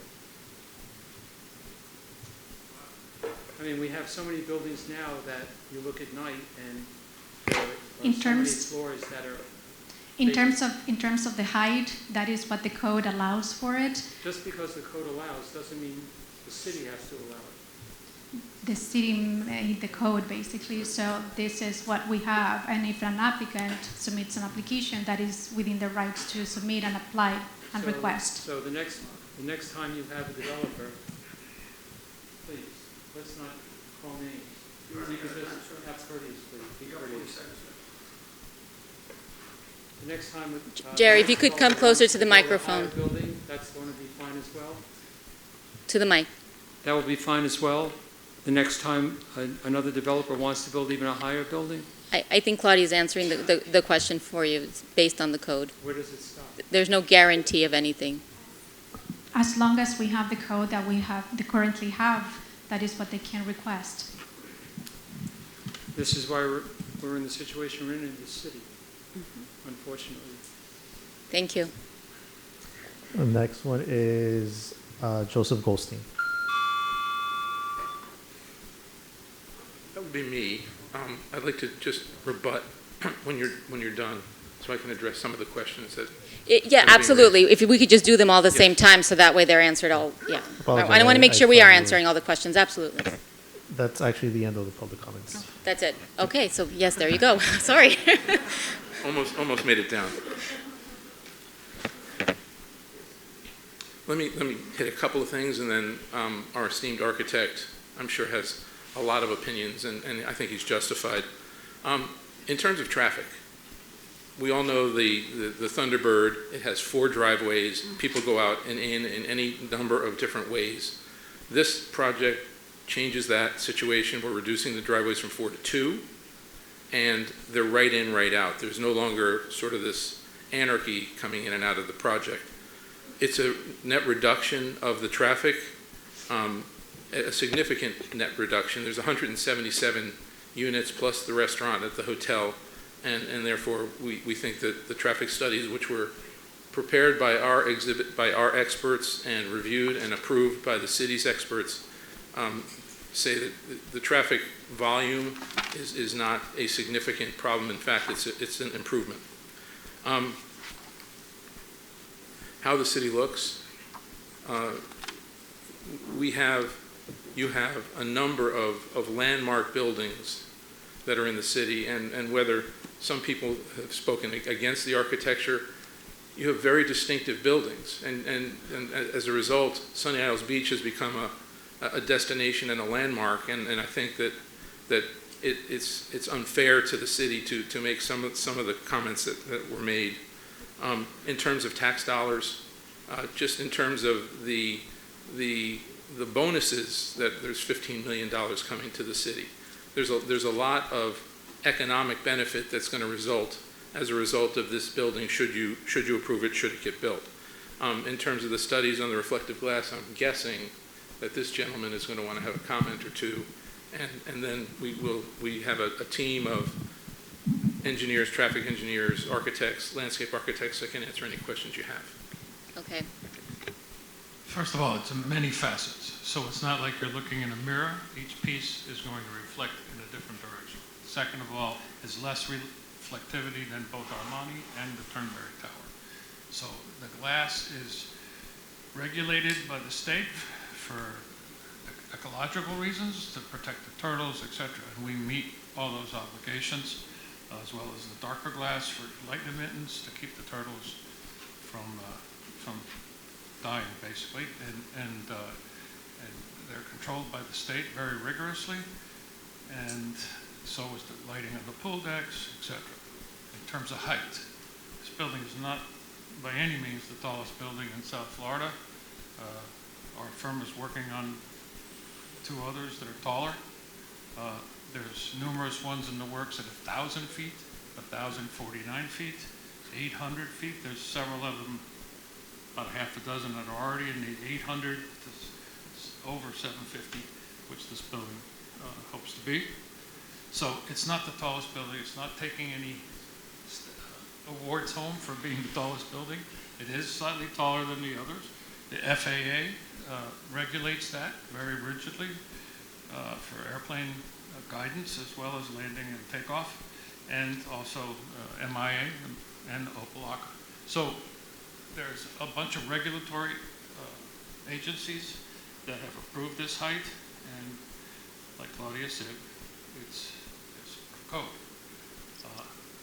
And that speaks to the height, and then there's the reflectivity, and it's actually a compliment to say we're getting close to Dubai, because they have some pretty marvelous buildings, actually. And a lot of developers would never spend the money to do this glass. And Gil is a very rare client, and we're very happy to be his architect. Thank you. Okay, so who on the commission would like to be recognized? Commissioner Viscara? Yes, just Would give you me like one to start? moment. I don't mind starting, just give me one okay. moment. I did have a few questions. I did have a few questions, starting with the traffic. Because that did get, it's always the first thing that we talk about.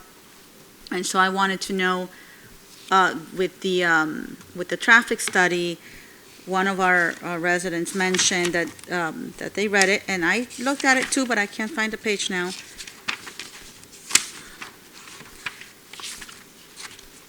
Oh my goodness. I'm sorry. While we're waiting, I want to just, because I wrote down some of the questions, so if we can get those answered, please. There was a question regarding environmental concerns. It's obviously on everyone's mind for many reasons. So can someone speak to what sort of things are in the design of the building that mitigate that sort of, I guess, issue as far as the environment? Obviously, the turtles are heavily regulated, but the building materials, is there some sort of eco-friendly, I don't know, trees, whatever, the rooftop? If you can speak to that, Claudia, please. Definitely. Lighting is a very important aspect that the state will review in terms of the type of lighting, the spillover that it has to occur. Also, planting, it is encouraged and required in certain areas that they have to go and use native planting to encourage the development of the flora and fauna of the area. And they review the project in its entirety. It is not just parts of pieces of the project. So in its entirety, it is reviewed by the environmental agencies. Okay. Commissioner Viscara, are you ready? I found my Okay, page. good. I'm sorry, Commissioner Viscara, do you want the applicant to respond or the city? Because we have our traffic engineer as well. I guess whoever knows the answer, can I leave it like that? Sure. Okay. Because I wanted to address what one of the residents brought up, and I happen to have looked at that part on the trip generation analysis. It says the proposed development is expected to reduce the amount of traffic generated by the site by 542 daily. But then it says 12 morning peak hour and 27 afternoon peak hour net new trips. So what does that mean? Does that mean that there's a shift of that there will be an increase in traffic at certain times?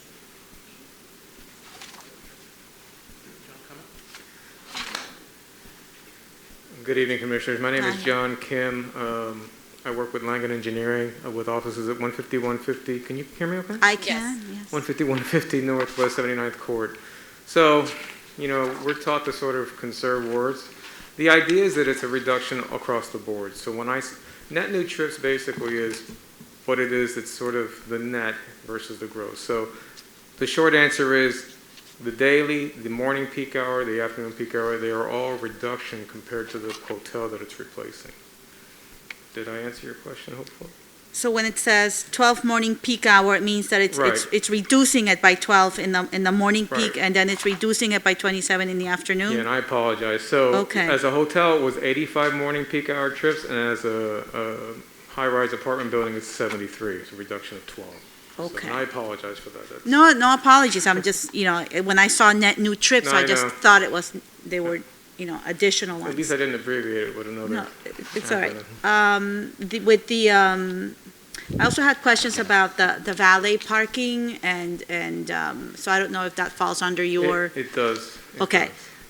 So do we have any plans for whenever there's overflow, if there's events, if there's, if you have more cars than parking spaces, what's the plan? I think the plan, and really it would be up to the operator of the valet, and they vary in their methods. But my understanding is the valet operator is one that runs the Porsche building, I believe it is. And so for special events, presuming there would be any, they would have more personnel, of course, on staff. Correct. And also remember, we have over 300, if I'm not mistaken, it's 300 feet from us to Collins. And so, it would take a lot of stacking, frankly, to get to that point. And mind you, we use a very conservative processing time of like 4 minutes, which is the most I've ever used. So I wanted to make sure that we were kind of golden when it came to queuing, because the last thing we want, especially me, myself, doing the analysis, is you coming back to me saying, hey, it's queuing. So we only showed really a queue of 3 using that 4-minute service time number. I think I'm safe saying that I don't expect it to ever get anywhere close to that main road and start causing problems for anybody. Okay.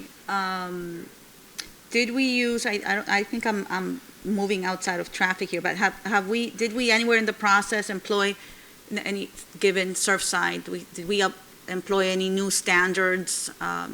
And are we looking at any impact that this construction might be having on the neighboring buildings? I can't answer that, I'm sorry. Thank you.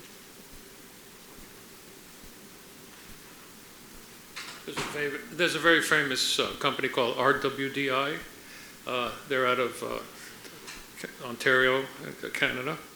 And I think it's Guelph is the city they're in. And they have this giant wind tunnel that they test every building we do and the surrounding buildings and how they react with each other. And they test for wind pressure on the glass, which is not only pressure, but is also suction when it comes around the corner. They test for the drift and the torsional movement of the building. And they also test for pedestrian comfort. And this is for pedestrian what? Pedestrian comfort. Okay. So that when you're on the pool deck or you're on your balcony, what kind of wind is there when it's blowing at different velocities? So they test for very high wind loads. There's The code currently, I think, recommends something in the neighborhood of 175 mile-an-hour winds. I brought here today our foremost engineer, Javier Alvarez, who's been doing our buildings. He's currently working on this one, as well as the Waldorf Astoria, which is 1,049 feet. And the technology today, I wouldn't say it's far better. It's far better than it was in the 80s, much farther better. But in recent times, we've been testing, using wind tunnel testing for the structure for, I don't know, Javier would know better than me, 15 years now, something like that. So in the last, call it 20 years, 15 years, the technology with computer analysis has taken place. Back in the 80s, computer analysis for structures practically didn't exist. And if it was a very rudimentary scale. Today, we can look at the wind reactions at all points in the building. I wish I had a slide for you. They build a scale model, and there's these little tubes they put in the scale model with a hole on all through the whole place. There'll probably be 1,500 tubes coming out of that scale model, running back to pressure gauges. They build the environment, which means they'll have Turnberry, Armani, and all the surrounding buildings to see how we affect them as well as ourselves. And then from that, they extrapolate numbers that they send to CHM, Javier here, and then those are interpreted into the reinforcement that's necessary both in concrete and in steel. The foundations today, we've come a long way since the 80s as well. A lot of those foundations, which one of my friends who's an engineer suspects that was where the problem was in the failed building. These are literally columns into the bedrock. Now, there's two levels of bedrock. There's an upper Fort Thompson and a lower Fort Thompson. And right now, our piling is somewhere between 125 and 150 feet down into the lower Fort Thompson, which is a 300-foot thick shelf of rock to support these kind of buildings. And actually, the support of the buildings is not near as critical as the tension of the buildings, so that when they want to fall over, they want to pull out of the ground as well. So it's both tension and compression. The pilings are literally poured concrete columns today, different than the hammered ones they used to use, or what we call Frankie piles, which were just a series of grout with a bulbous end sitting on sand, so which could be geotechnically altered over time, which may have happened in that building. So there's a lot of technology. I'm just brushing the surface for the public. This is not a lightweight transaction in terms of the design of the structure. We've been doing it for over 45 years, and we've never had an issue. And we don't want to ever have an issue of any kind. Our firm has been working most of our lives on these type of buildings, and it's not something just anybody at a college that gets an architecture degree can do. And so with that, it's enough said. There's a lot more technical issues with the structure that has to do with other nuances of structural design. But trust me, these things are much, much better overall than they were in the 80s. Okay. Thank you. Was that all? I'm good. Okay. Commissioner Goldman?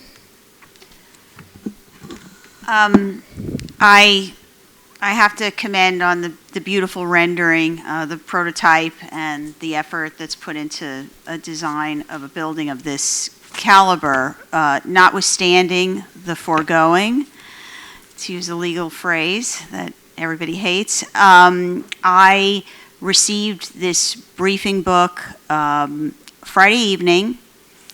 The commission hearing has been hastened to Tuesday, and in the blink of an eye, we have a quasi-judicial hearing of which there really hasn't been adequate time to really analyze, study, and really, ponder and and go over this. And further that point, I think that this is a four-commission vote, and you see what happens here. It's not enough. There aren't 5 people on the dais to make this determination. So given the little bit of the deficit that we have here and the circumstances of which, I actually I'd like to defer this. I feel that we just haven't had enough time. We don't have enough this is not a pro forma decision. And there are waiver issues and TDR issues, which I have questions about, the efficacy of the TDR process for this particular project. So for me, it's a move to defer. I don't know if I have a second, but I would like to defer. Commissioner Lama? No, I'd just like to ask what TDR issues are you referring to? So the bulk of this is to the Navarro site, which I don't even know if it's a sender site. I mean, when I was in my briefing yesterday, this Navarro site is it's the CVS, the lessee is extending their lease for 5 years. And so that being the case, to me, I have a question even about this, the efficacy of the TDR bank and the whole process. So, do we have the TDRs here? And, how exactly is that TDR process working? In fact, we can't even, if this application indicates that, they're going to pull the permits and within 2 years and so forth, how does that whole TDR process work exactly? Sure. The Navarro site, it is a sender site. In 2018, it was recognized as a sender site, and that means that basically all the development rights from that property are eliminated and they're transferred to another property. That is the bottom line. But it's not converted to a park or an open space. I mean, it's a 5-year extension, correct? Not immediately, but it could be. That is. I mean, not immediately. They've just renewed their lease. Isn't that what you told me? They're renewing for another 5 years. So how does that become a sender site if they're not? I mean, we're talking about a 5 years from now, and that building. Perhaps you can clarify that.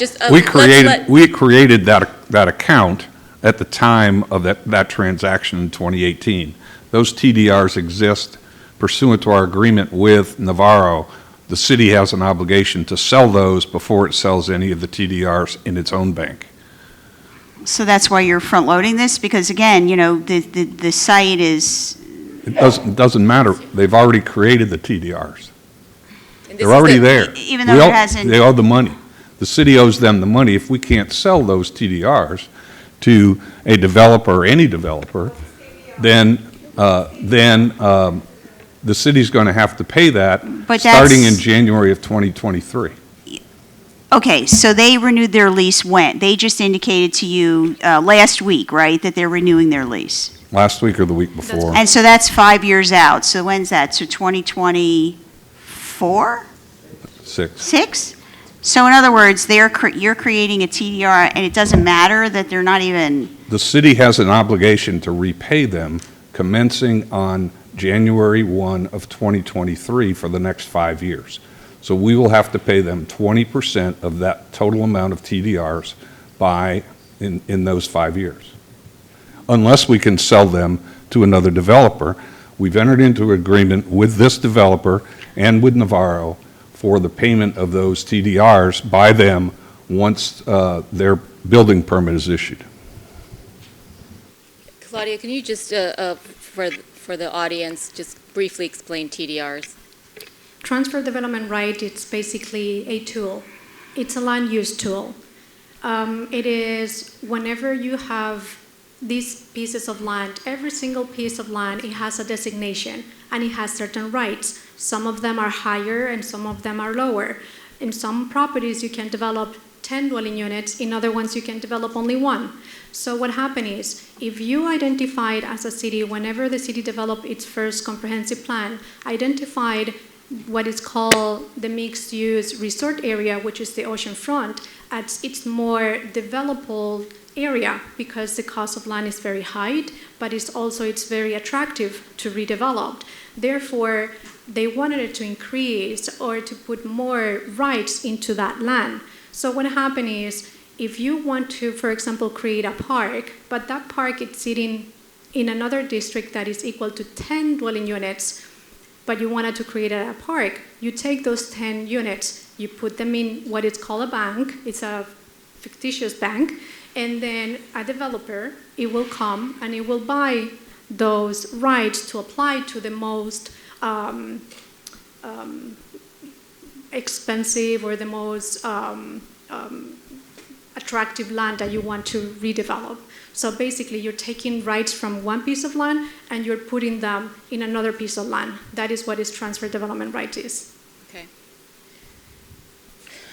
Did you have other questions, Commissioner Golden? The appraisal, the whole appraisal, again, it was a truncated version, so I didn't have the benefit of receiving all the information, and I think we talked about that in our, and then of course a couple of other questions, about these the beach access and just the waiver issues. So for me, I'd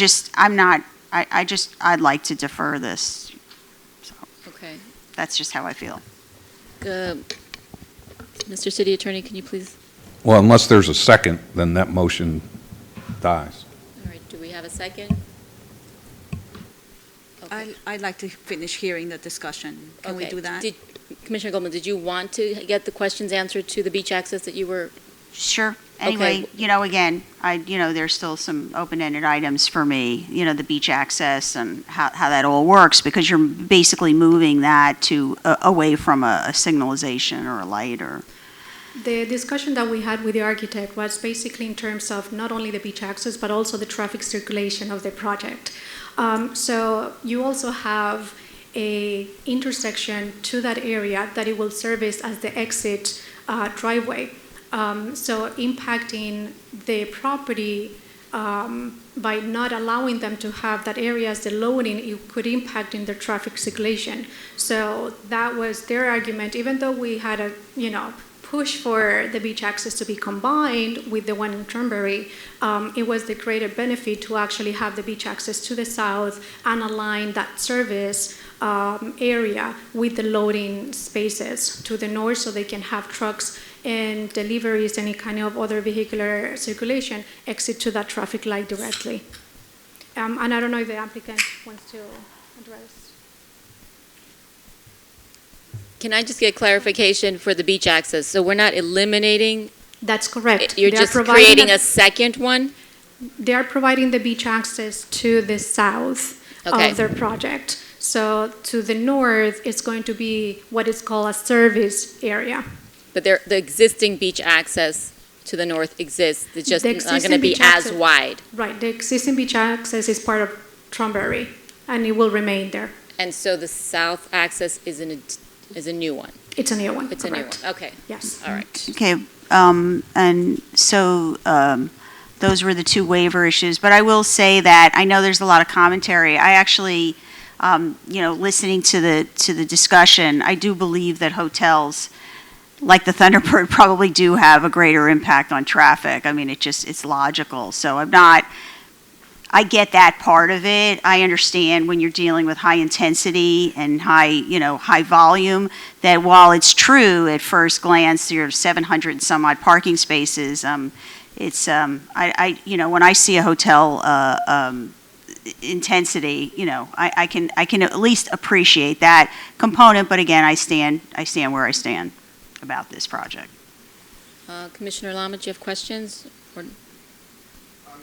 I just wanted to hear a little bit more about the TDRs. I mean, what's the issue with the lease being renewed and having the negotiation between Navarro and... We don't, because we don't have again, we don't, like, we have a site that's, basically not even converted, or it's the lease carries on. Can we? I haven't seen that. I haven't seen the Navarro. I haven't seen that agreement. And again, the materials for me were not complete, and I didn't feel like I had the full benefit of the full discussion and the materials, and, you know, and I've raised this internally, I've raised this, you know, in a couple of different ways, and I've tried to articulate this as well to the city manager, so. Mr. City Attorney, this is the agreement, the one that, there's a resolution 2840, I believe? Yeah, I think it's 10-0. It's 10-0, and it's the one that, the addendum to the agenda that was circulated earlier. Right. So it's 10-0, that's the agreement? That's correct. For Okay. Navarro's. For Navarro. Okay, did you? So in addition to, as I was explaining, in 2018, the city entered into this contract with Navarro, and please, Ed, correct me if I'm wrong. So the interchange, it was that the city will get a piece of land, and in return, we will pay them with transfer development rights. It wasn't a monetary transaction directly. So the city didn't have to, you know, commit to any deposits or anything. But the property owner agreed, and it says, instead of money, direct money, I will take transfer development rights, because in that issue also they had an existing contract for potentially 5 more years for the store to remain. So we entered into that contract, and we had been selling TDRs in behalf of Navarro. We have sold them to 2 other projects, the Estates and the Mansions of Aquilina. So we have been reducing the debt that we have to Navarro. So this is going to be one more addition to it. The only difference is the amount is larger for the Bentley project, so they will be taking potentially all the rights from that Navarro TDR bank.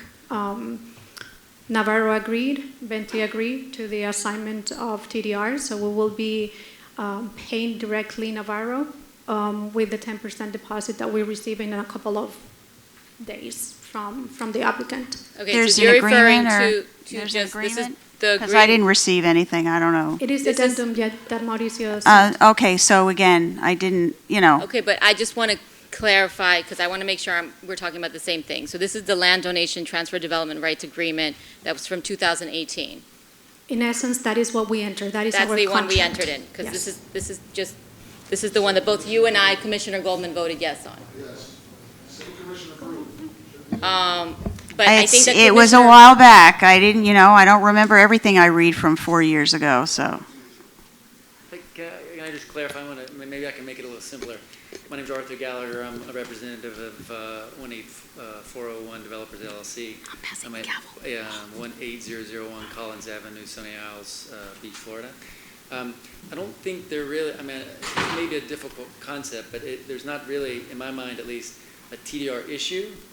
When an applicant applies, it has the right to buy, you know, with the commission's approval, to buy TDRs for their project. Normally, those get bought from the city's bank. The city has a bank, and we buy them from them.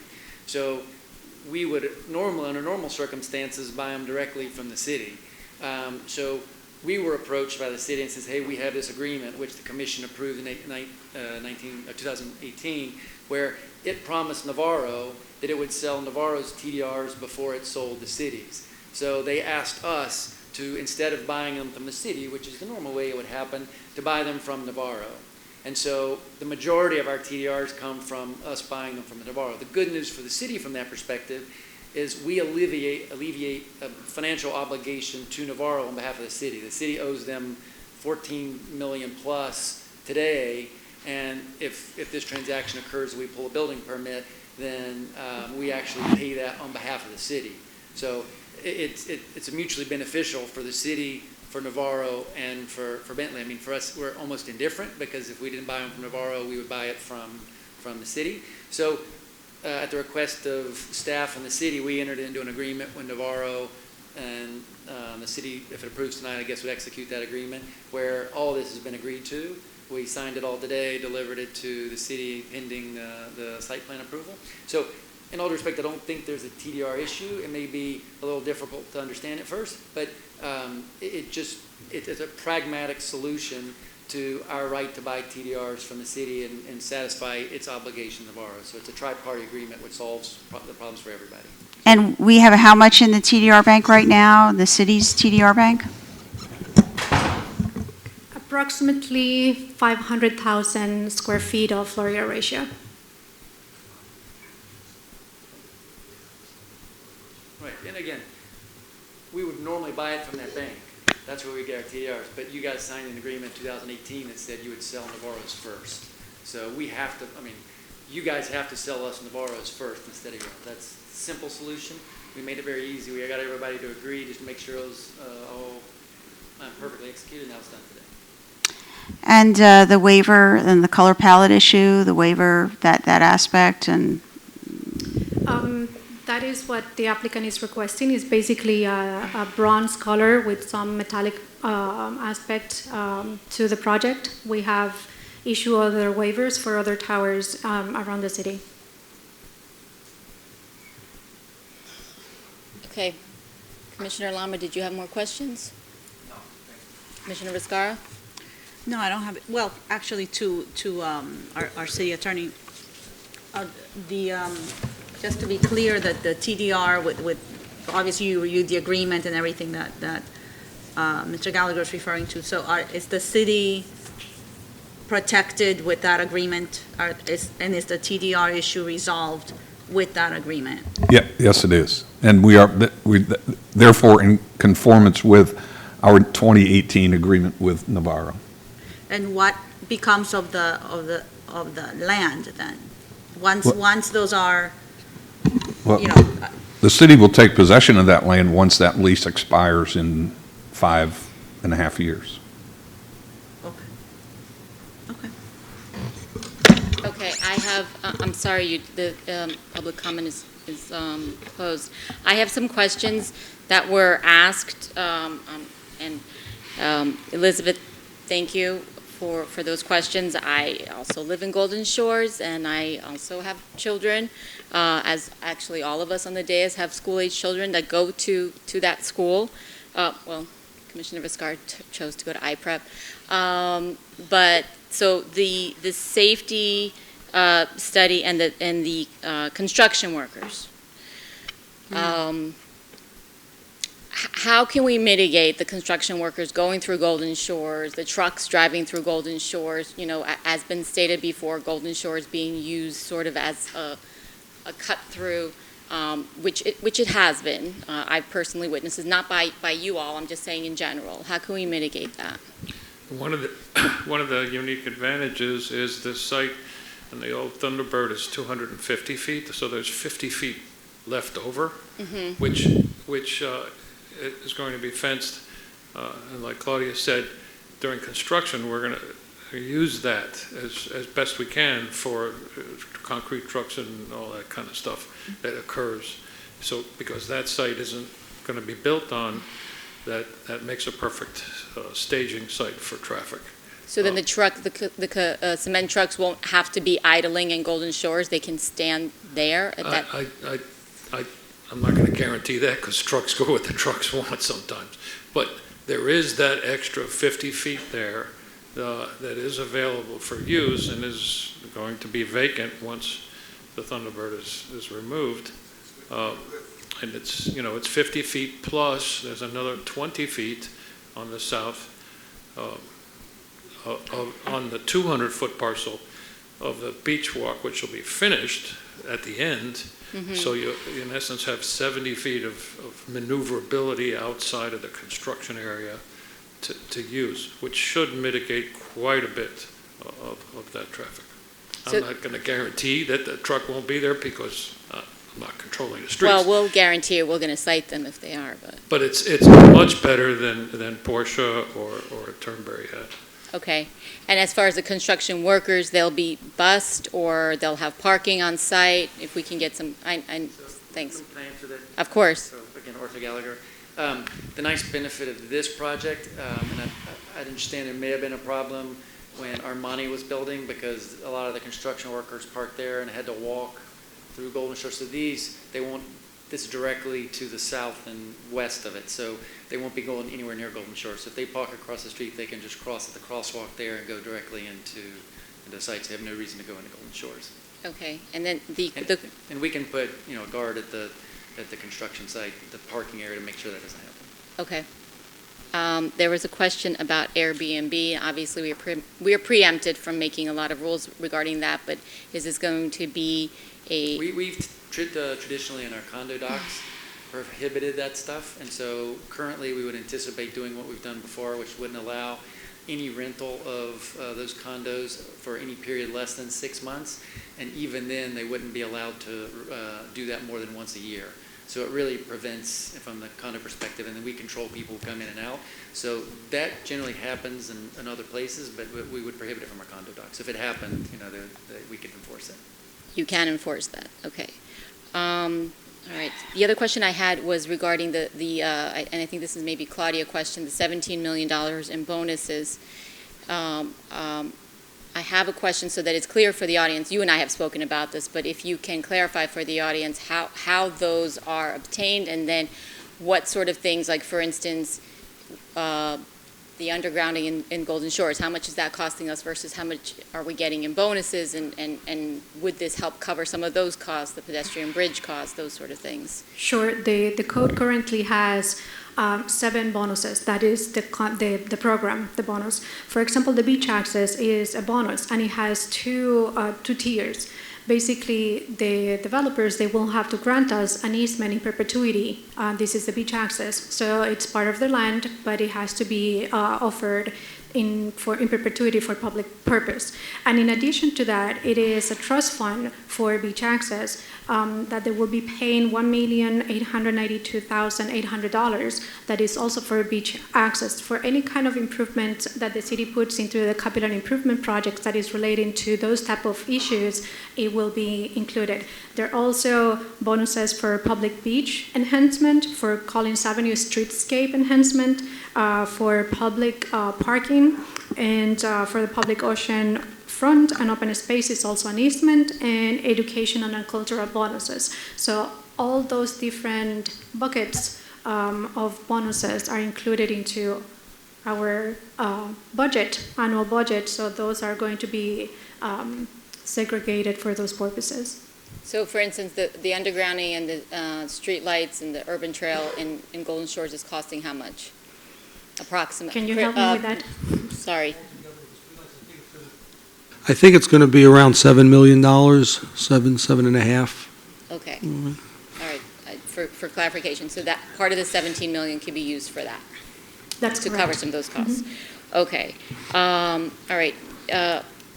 I do want to, because I saw you making signs with her hands, so I do want to clarify that the Airbnb issue is really, it is an issue, I think that all of us know, and if there's any way that could, I know we can't preempt the state, but if that could just be on the record for us saying that this is, this is something that is an issue for us, and we'd like it to be very clear to whomever takes the condo over. We hope it doesn't become that. This is a beautiful building. We wouldn't want that to happen. So for the record, that and then the construction workers walking through. And then I had one last question.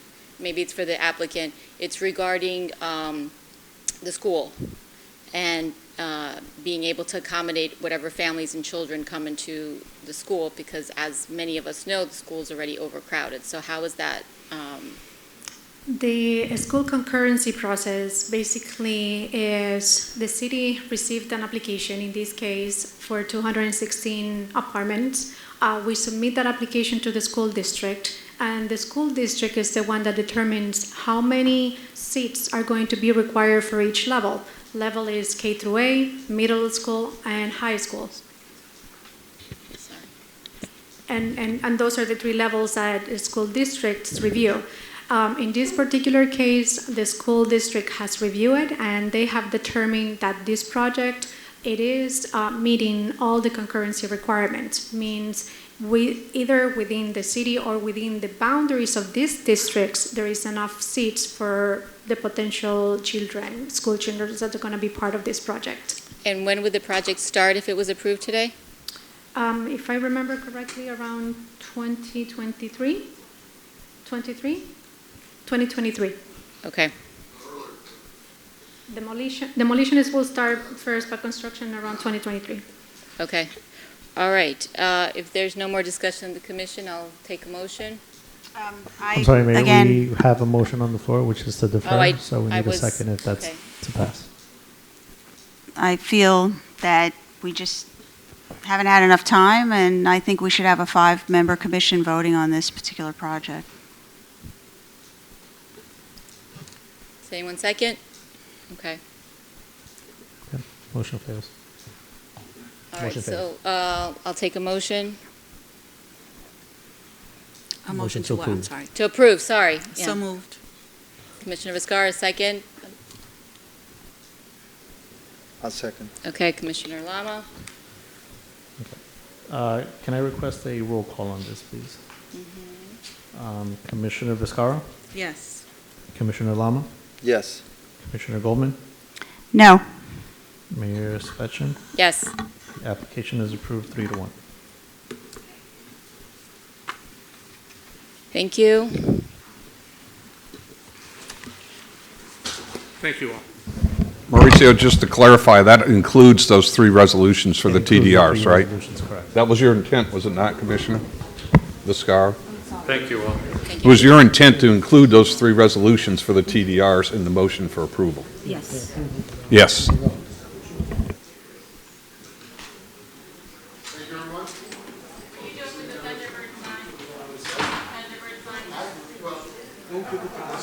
Are we on the record, off the record? I've been asked before on Sahara for the camels, which we told you guys will give you. Anything you want from Thunderbird, let me know. I was only requested so far somebody asked for the fish that's hanging in the lobby. So, anything else you guys want, it's all yours. Thank you. Have a good one.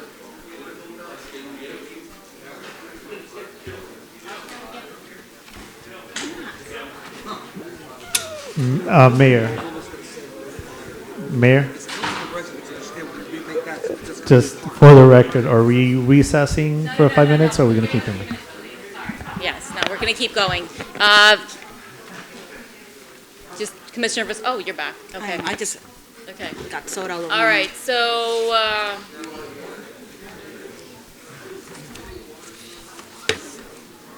can we go on to,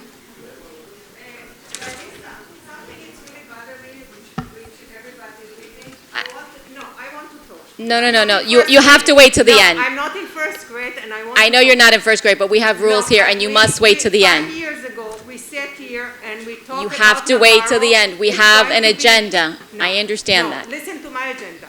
It was to be green You, park. you need to respect this body. You need to respect the body, and you need to respect. We do respect you as residents. We are absolutely respecting you. It's not right.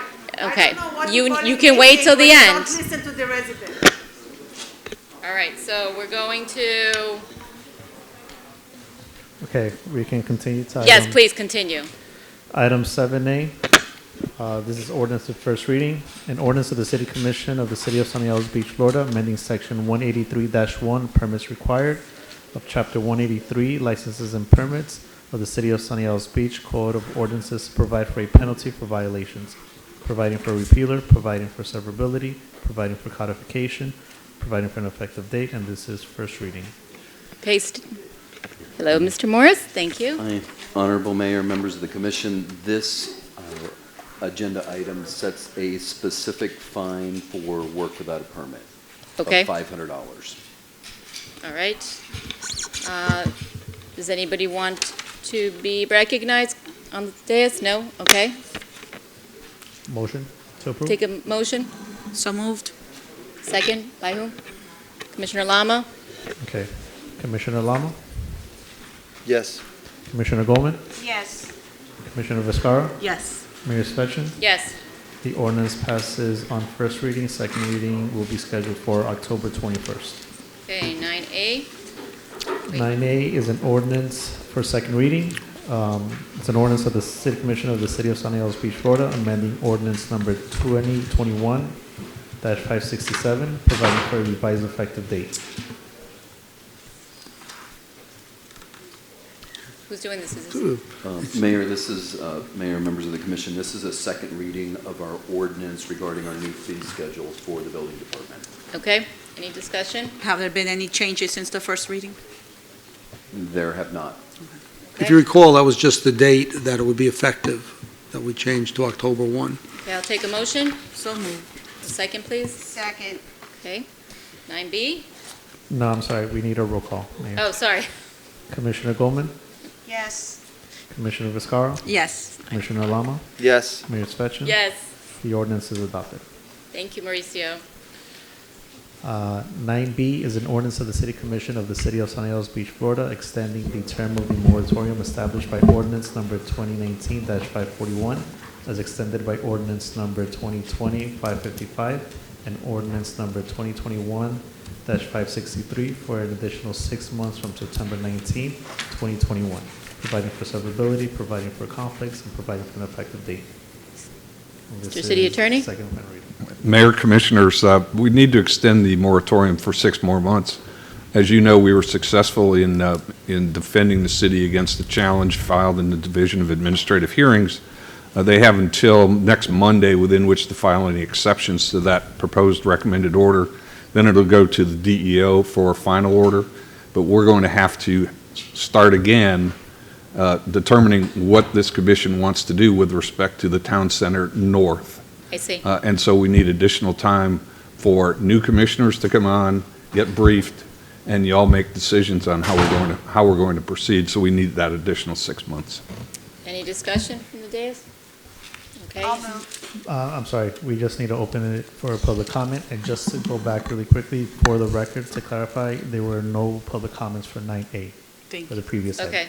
For this item, we do have one, which is Jerry Joseph, which I do not see in the audience. Okay. Okay. All right, we So can I close think public comment. Commissioner Goldman moved. I'll move. Second. Okay, Commissioner Viscara, Yes. Commissioner Lama, Yes.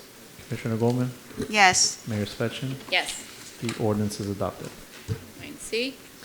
9C is an ordinance of the City Commission of the City of Sunny Isles Beach, Florida, amending the City of Sunny Isles Beach Comprehensive Plan to provide for the State of Florida mandated requirements for a 10-year water supply facilities work plan by amending the infrastructure element, the conservation element, the intergovernmental coordination element, the capital improvement element, providing that a transmittal and adoption of public hearing will be held, providing for adoption, providing for servability, providing for an effective date.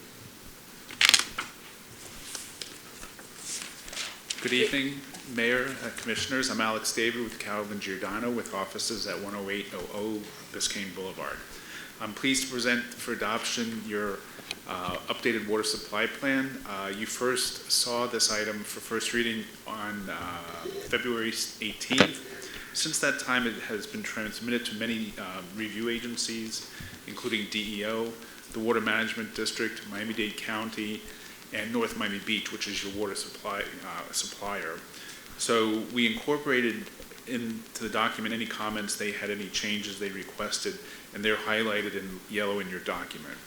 I'll be happy to answer any other questions, any questions that you might have, but I'm pleased to state that water conservation is very important in the city and throughout South Florida.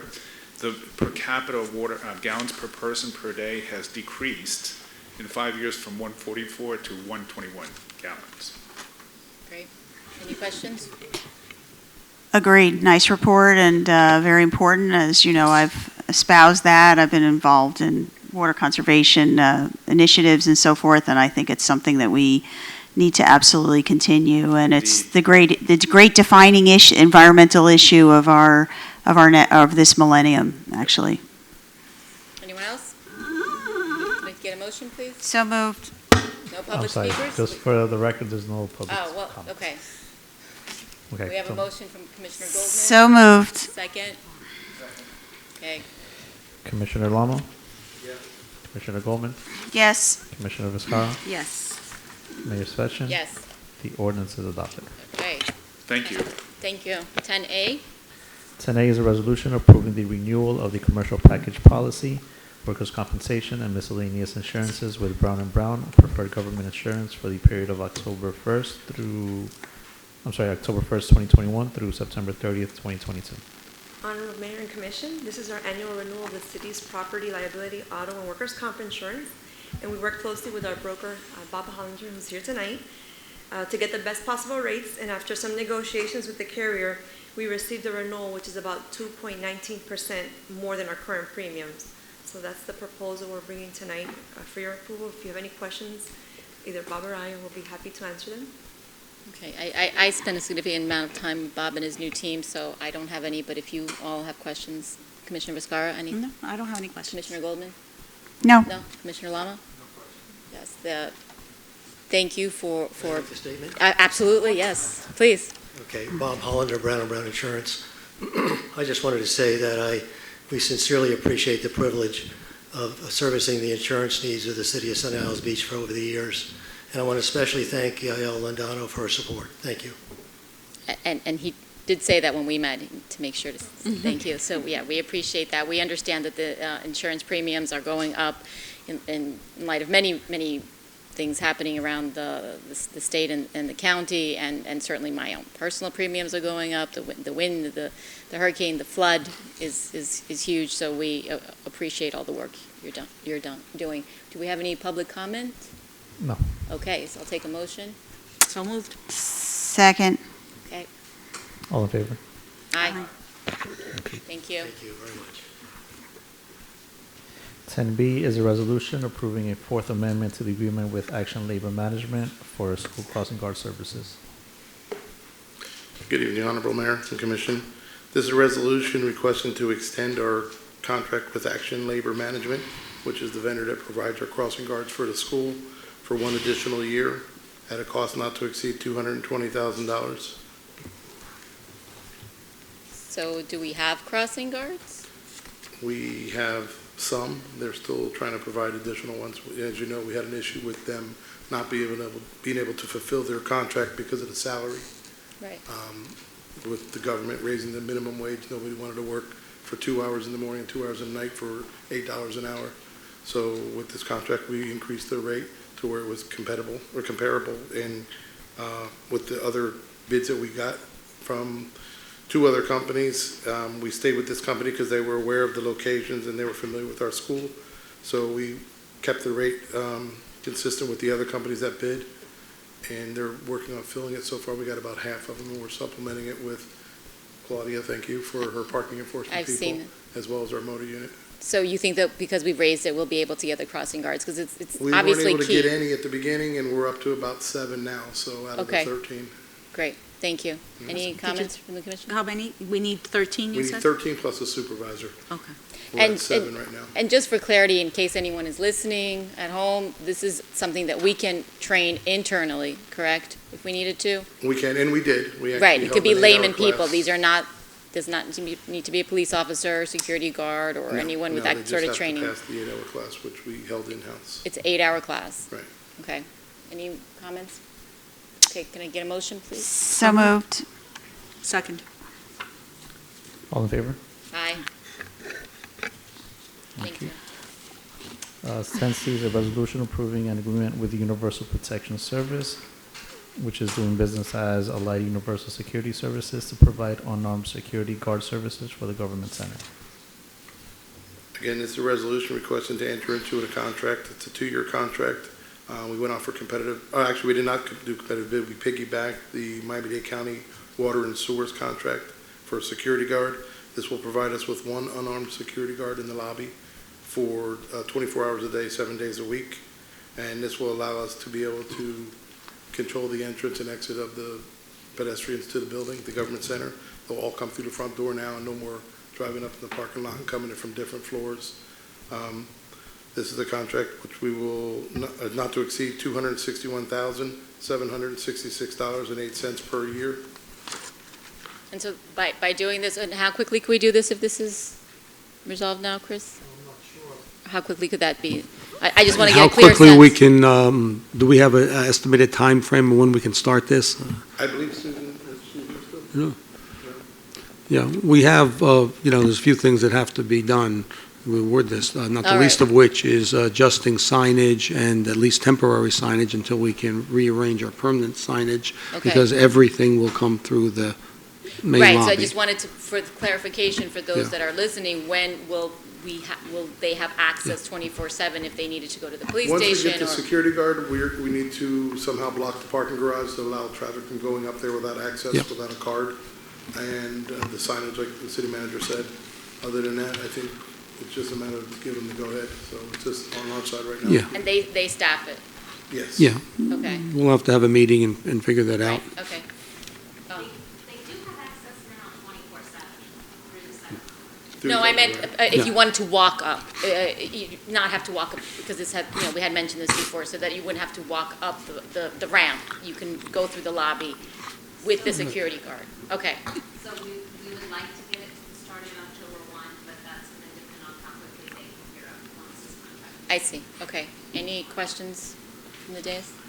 No, I just think this is, definitely a good development. Like, we're moving in the right direction. It improves the accessibility, especially on the off hours, right? If it's a Saturday at 2 a.m, and you don't know you're not familiar with the area, you may not know that you have to go up a ramp.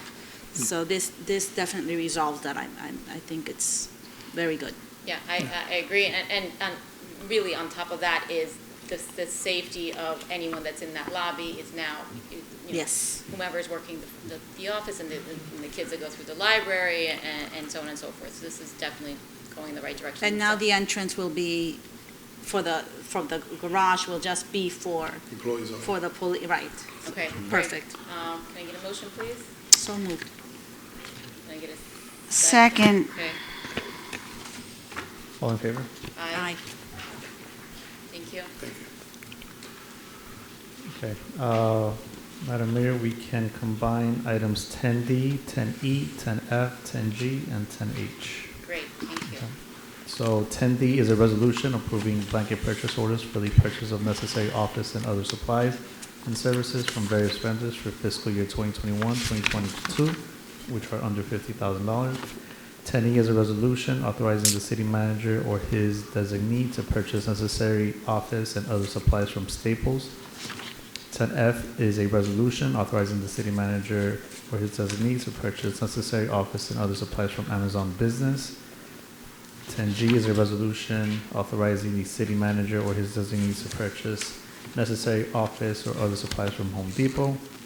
And 10H is a resolution approving a Fourth Amendment to the agreement with Goodyear Tire and Rubber Company for fleet maintenance and repair services. Good evening, Honorable Mayor and Commission. So this is the blanket purchase orders that we do at the beginning of each year. It helps to facilitate our purchasing process for the departments. It also helps us from a finance standpoint just to keep track, especially those blanket purchase orders that are under $50,000. Should we need to have commission approval for those if they were reaching the $50,000 level? It helps us to keep track of those. Any questions from the commission? Okay, can I think it's pretty, so moved. All in favor? Aye. Aye. 10I is a resolution approving the American Rescue Plan Act Coronavirus Local Fiscal Recovery Fund Agreement between the City of Sunny Isles Beach and the Florida Division of Emergency Management. So we discussed this a little bit at the budget hearing. So this is the funding agreement that the city must enter into with the Florida Department of Emergency Management. And we're going to set up a special revenue fund in order to track this properly. And then obviously we have the annual reporting requirements, which we talked about. The first report is due October 31st. Okay. Any questions? Can I get a motion? Second. All in favor? Aye. Aye. Thank you. Thank you. 10J is a resolution approving the expenditure of budgeted funds with Toshiba Business Solutions for a four-year lease of a photocopier.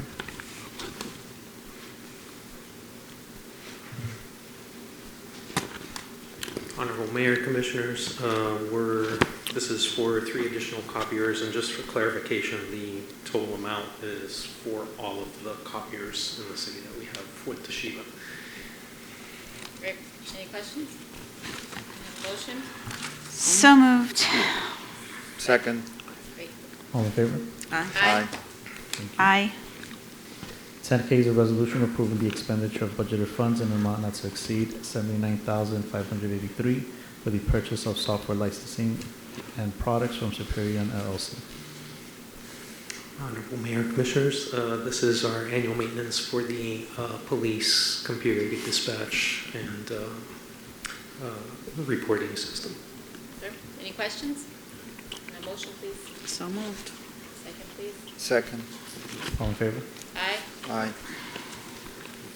10L is a resolution approving the request submitted by Sancho Beach Developers Llc. to place 2 temporary banners at the Milton office tower. Mayor, Commissioners, these are 2 temporary banners located at the Milton office tower for 1 more year. Okay.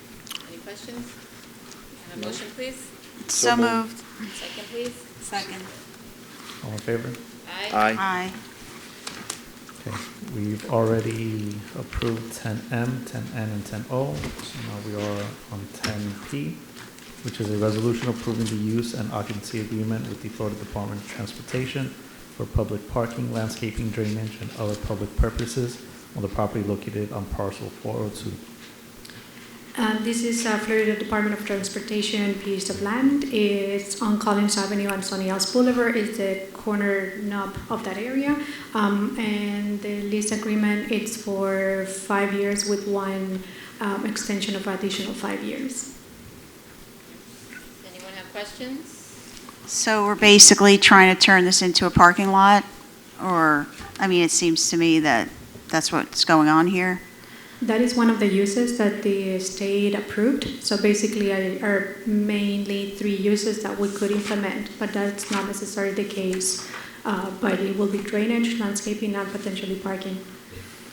And so how many parking spaces are we looking to convert at Gateway Park as a consequence of this particular? This is for the parking, correct? The land lease? Right, the land lease. Potentially the concept, you could accommodate between 17 to 20 parking spaces. Have we analyzed that, how that would work in terms of, parking and then, jumping over 9 lanes of traffic and, This is the first step that we took. So any potential analysis will move to the next step if we enter into this land lease. Any other questions? I wanted to add, again, just for clarification in case anyone is listening, and just to know that part of this was potentially to help mitigate the traffic issues and the safety issues at La Perla. So this is a potential to take some of the pressure off of that parking lot and put it here, but obviously we're not approving a parking lot right now. No. That is a very strange area there, and that would require a lot of studies, but it is a potential to have additional parking for people going to the beach so that it's not backed up at La Perla. It gives us the flexibility. The flexibility, okay. Can I have a motion, please? Excuse me, I have a question. So if we don't, let's say our studies yield the results that, parking lot there is not feasible because of traffic or anything, what would the other uses be? Why are we entering into this? Claudia, let me just say something. I just want to understand. The main purpose that we've always had that for is 2 things. We keep it looking nice. We've got it landscaped, and we monitor the retention area there because the state doesn't do what they say they do it at a certain level, but I'm having that wells there checked frequently so we don't have flooding at that location. So that's more important than anything. And we have leases on various other parcels, and we're another example, which we held off now on approving because the state's going to be using it for the work they're doing on the bridge and their RRR on 826.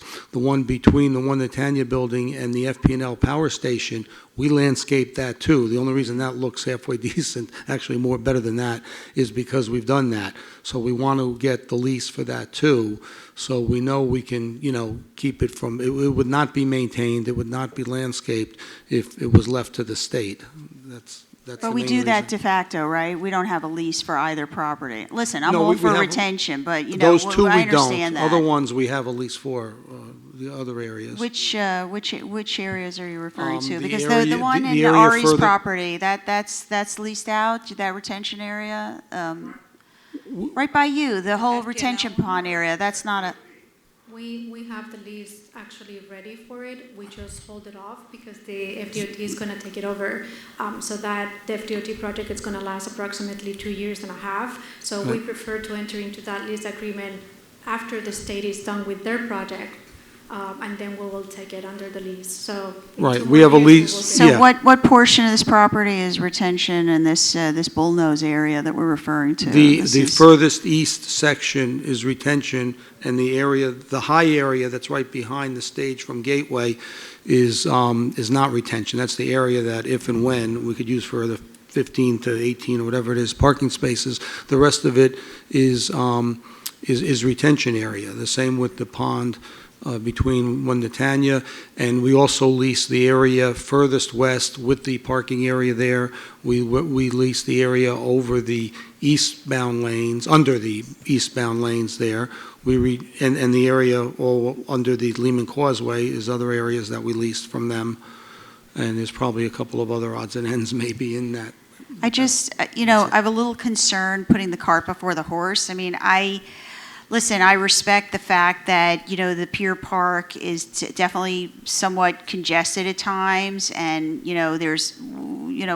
we've all, over the years in the course that I've been on the commission, we've all searched for, solutions to that problem area, but I definitely have concerns about sticking 18 to 20 parking spaces. I know you're saying, well, we're not going, it's retention, it's this and that, but the reality is that's really the goal and the intent. In fact, Larissa even stated it, well, we're here to alleviate the Pier Park issue. It's pretty clear that this is being engineered for the specific purpose of sticking those 20 parking spaces. That seems very clear to me, even though it's kind of subtly, put in there, but to put 20 parking spaces like right next to the stage, and in that particular area with that level of traffic and that highway, I mean, I don't know, that gives me a little pause. So, I'm not saying that we're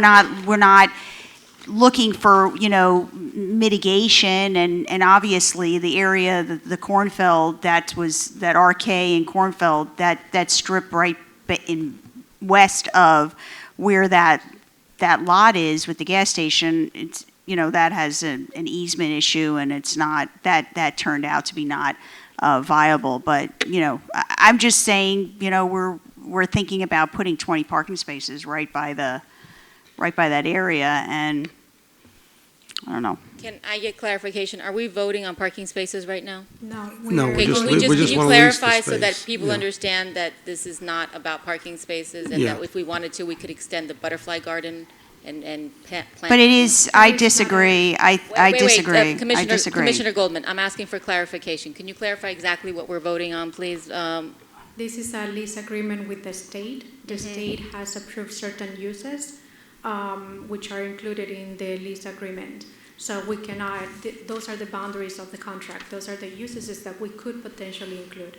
So That's it. for the purposes of the record, can we say that we are not voting on parking spaces so that No, everyone- that would be a project that would have to come back to the commission. let me Right now, read we're for the- doing it just to be One able to second, maintain Commissioner it. Goldman, let the manager finish. We just want to continue to maintain it, landscape the way we do, and with proper drainage.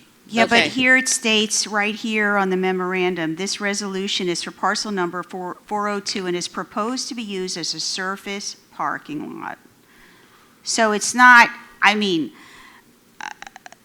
that's the goal here. Okay, that'll be up to the commission when we come back with it. The state did like the idea of doing that because you would come in on one side, which is a one-way road, and you would go out on another one-way road on the other side.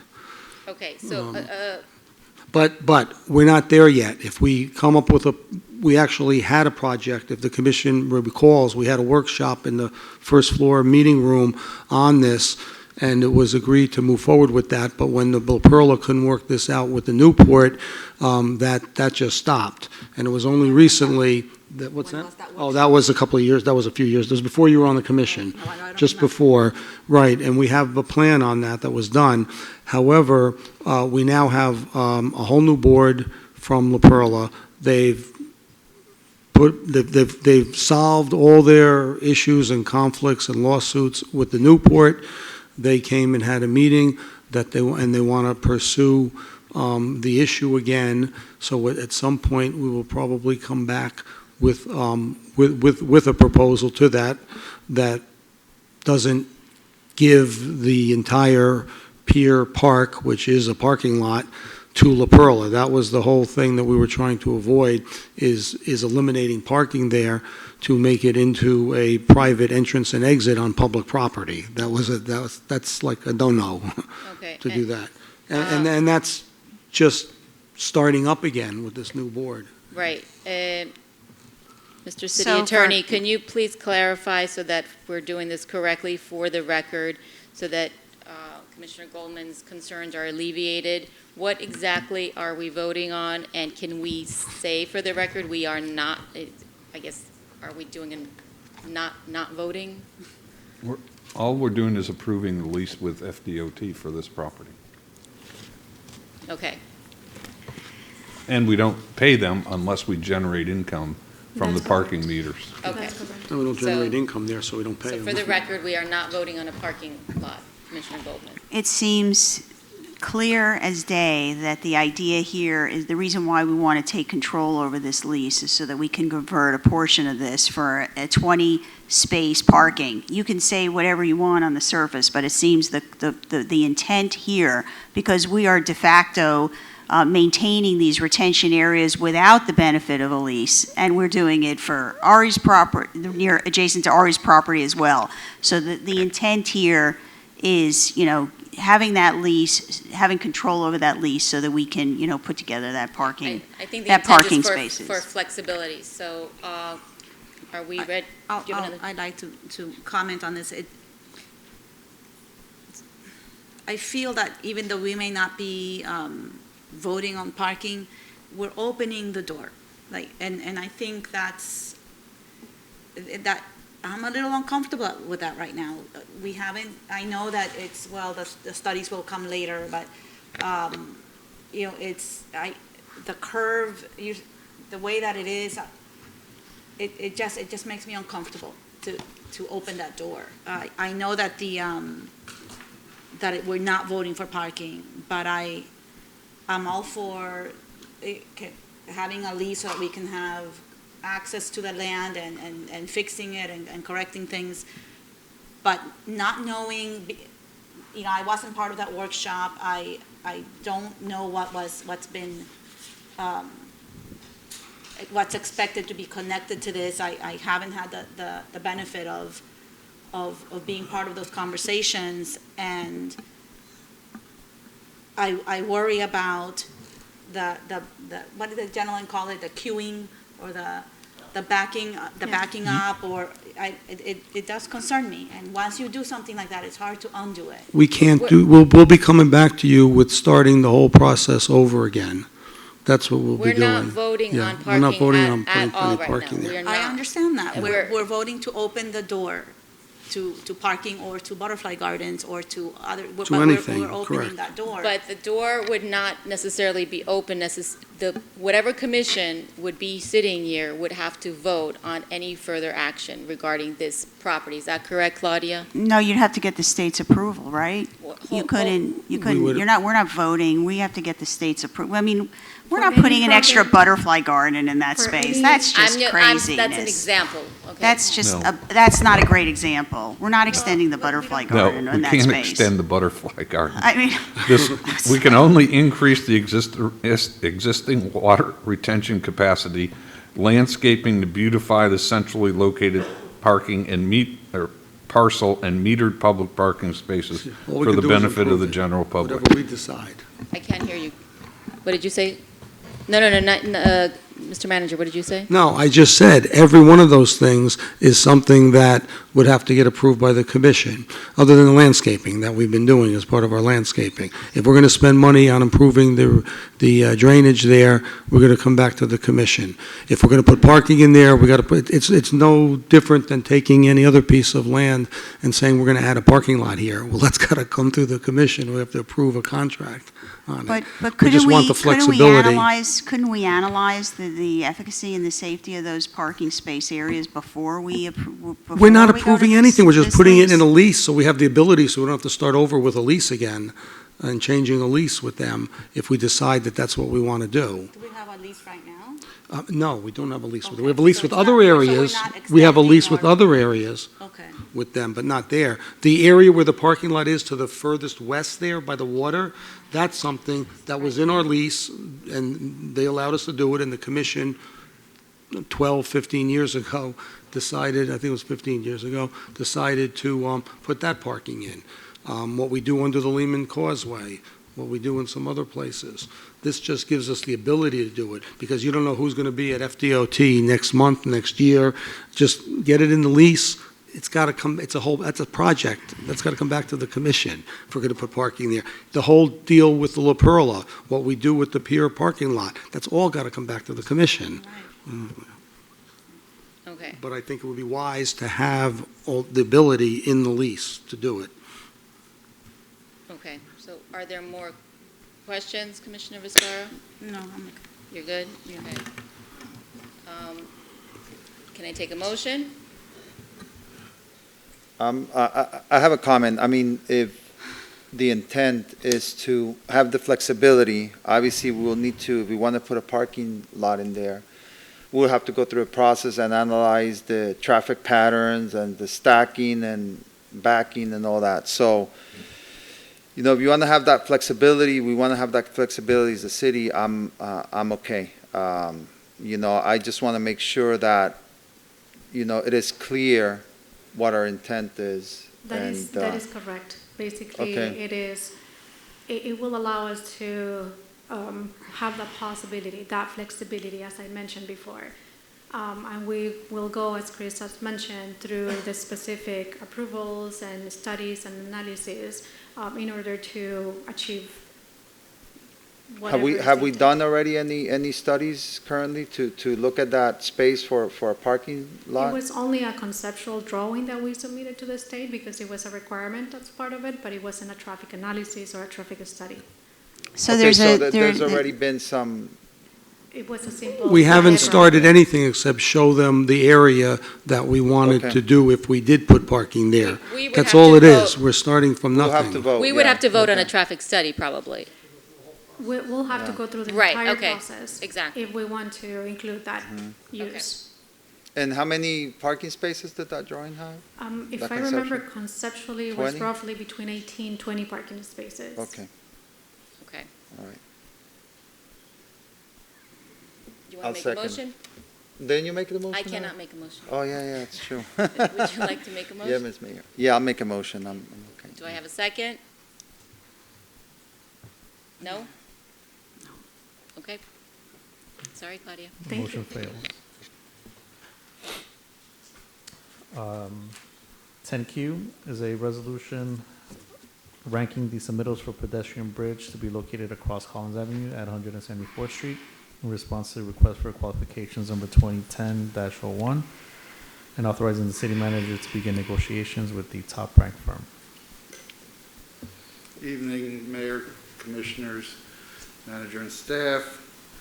I'm Rick Levinsky, City Engineer. We had went out for an RFQ for qualifications for an engineering firm to provide us the design services for the 174th Street Bridge.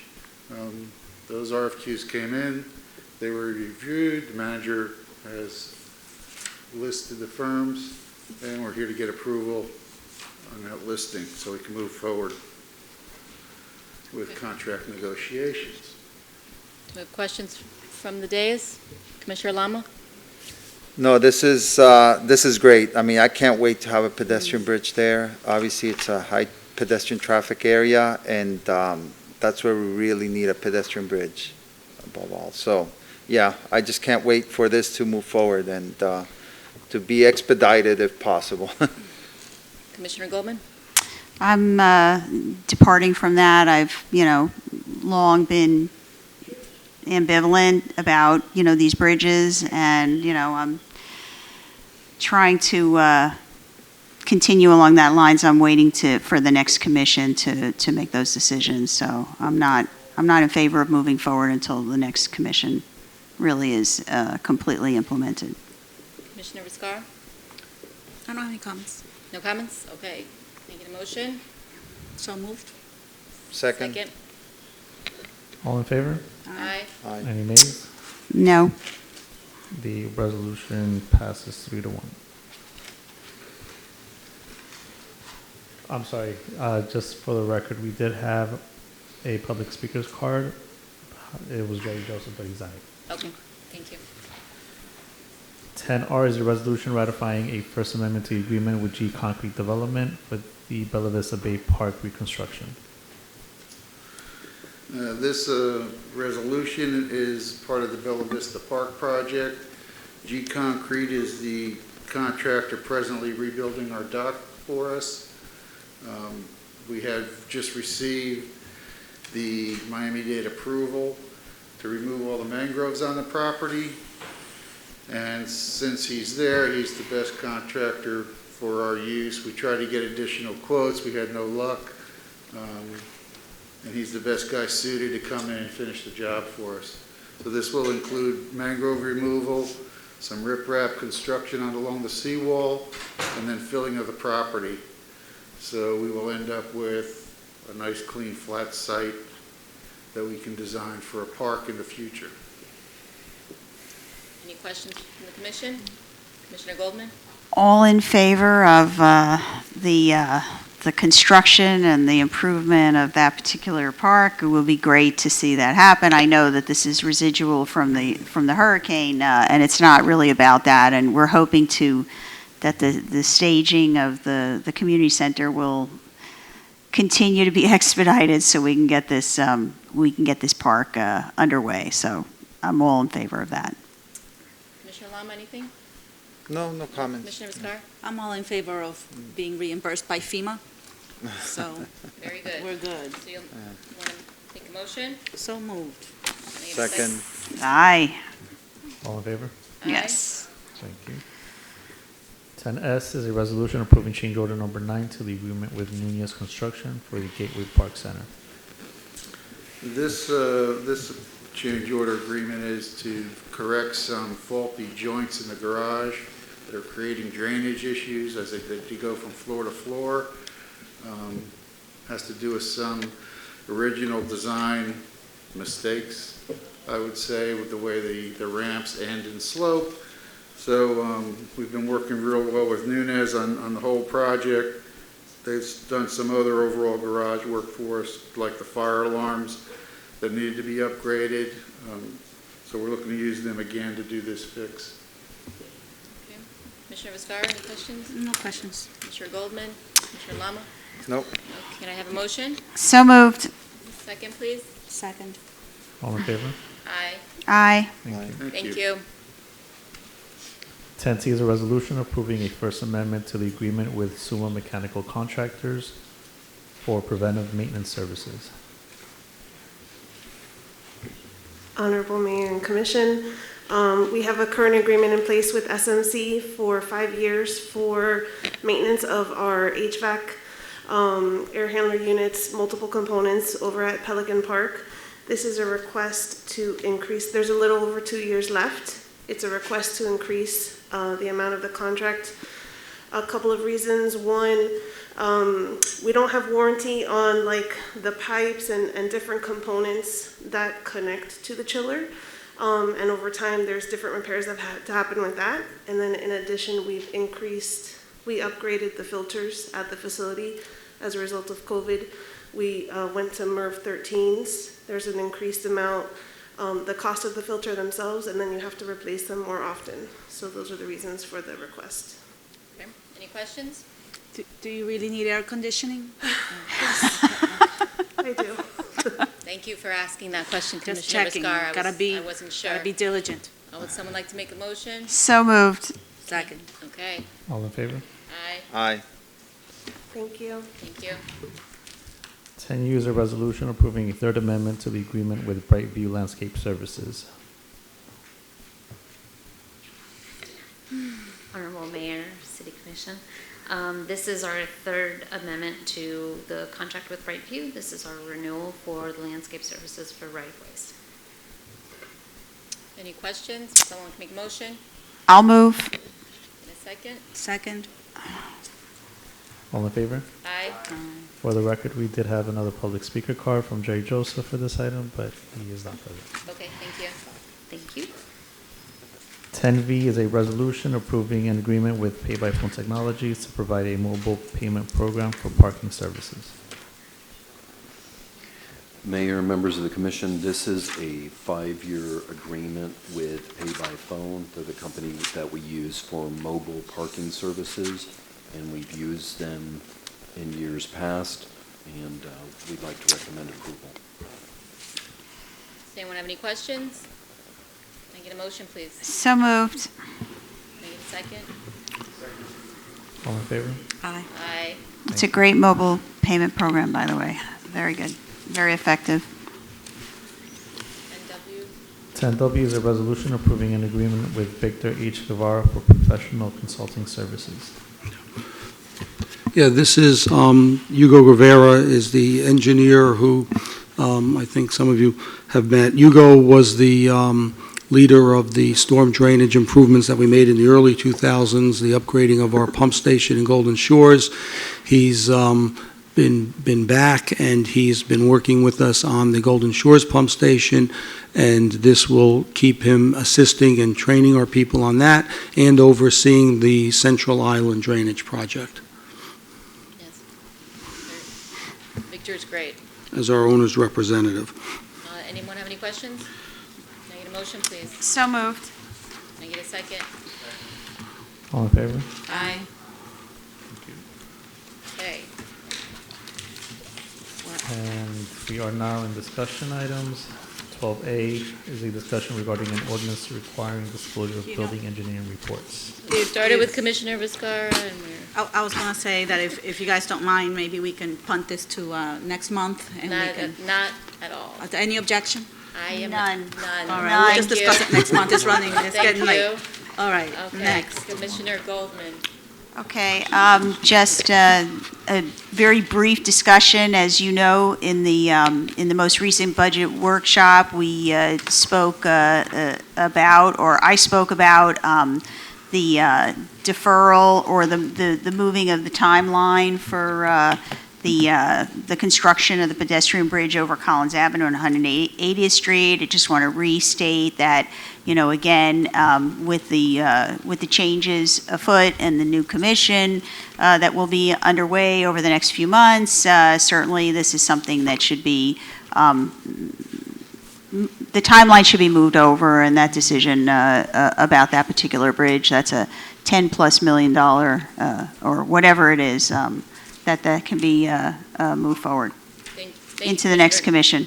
And I think all of us did hear you. I had spoken to the city clerk to set up a workshop so that we can have a full discussion about this. So both Commissioner Viscar and Commissioner Lama, who were not on the commission at that time, can ask their questions as well. And we give it all the time that you have asked for, and I think that, and I agree with, that we should look at this once again. So we are going to have a meeting to discuss just this item. Yeah, the staff has put together all the reports from the beginning of this project, so you'll be getting that tomorrow with a cover memo.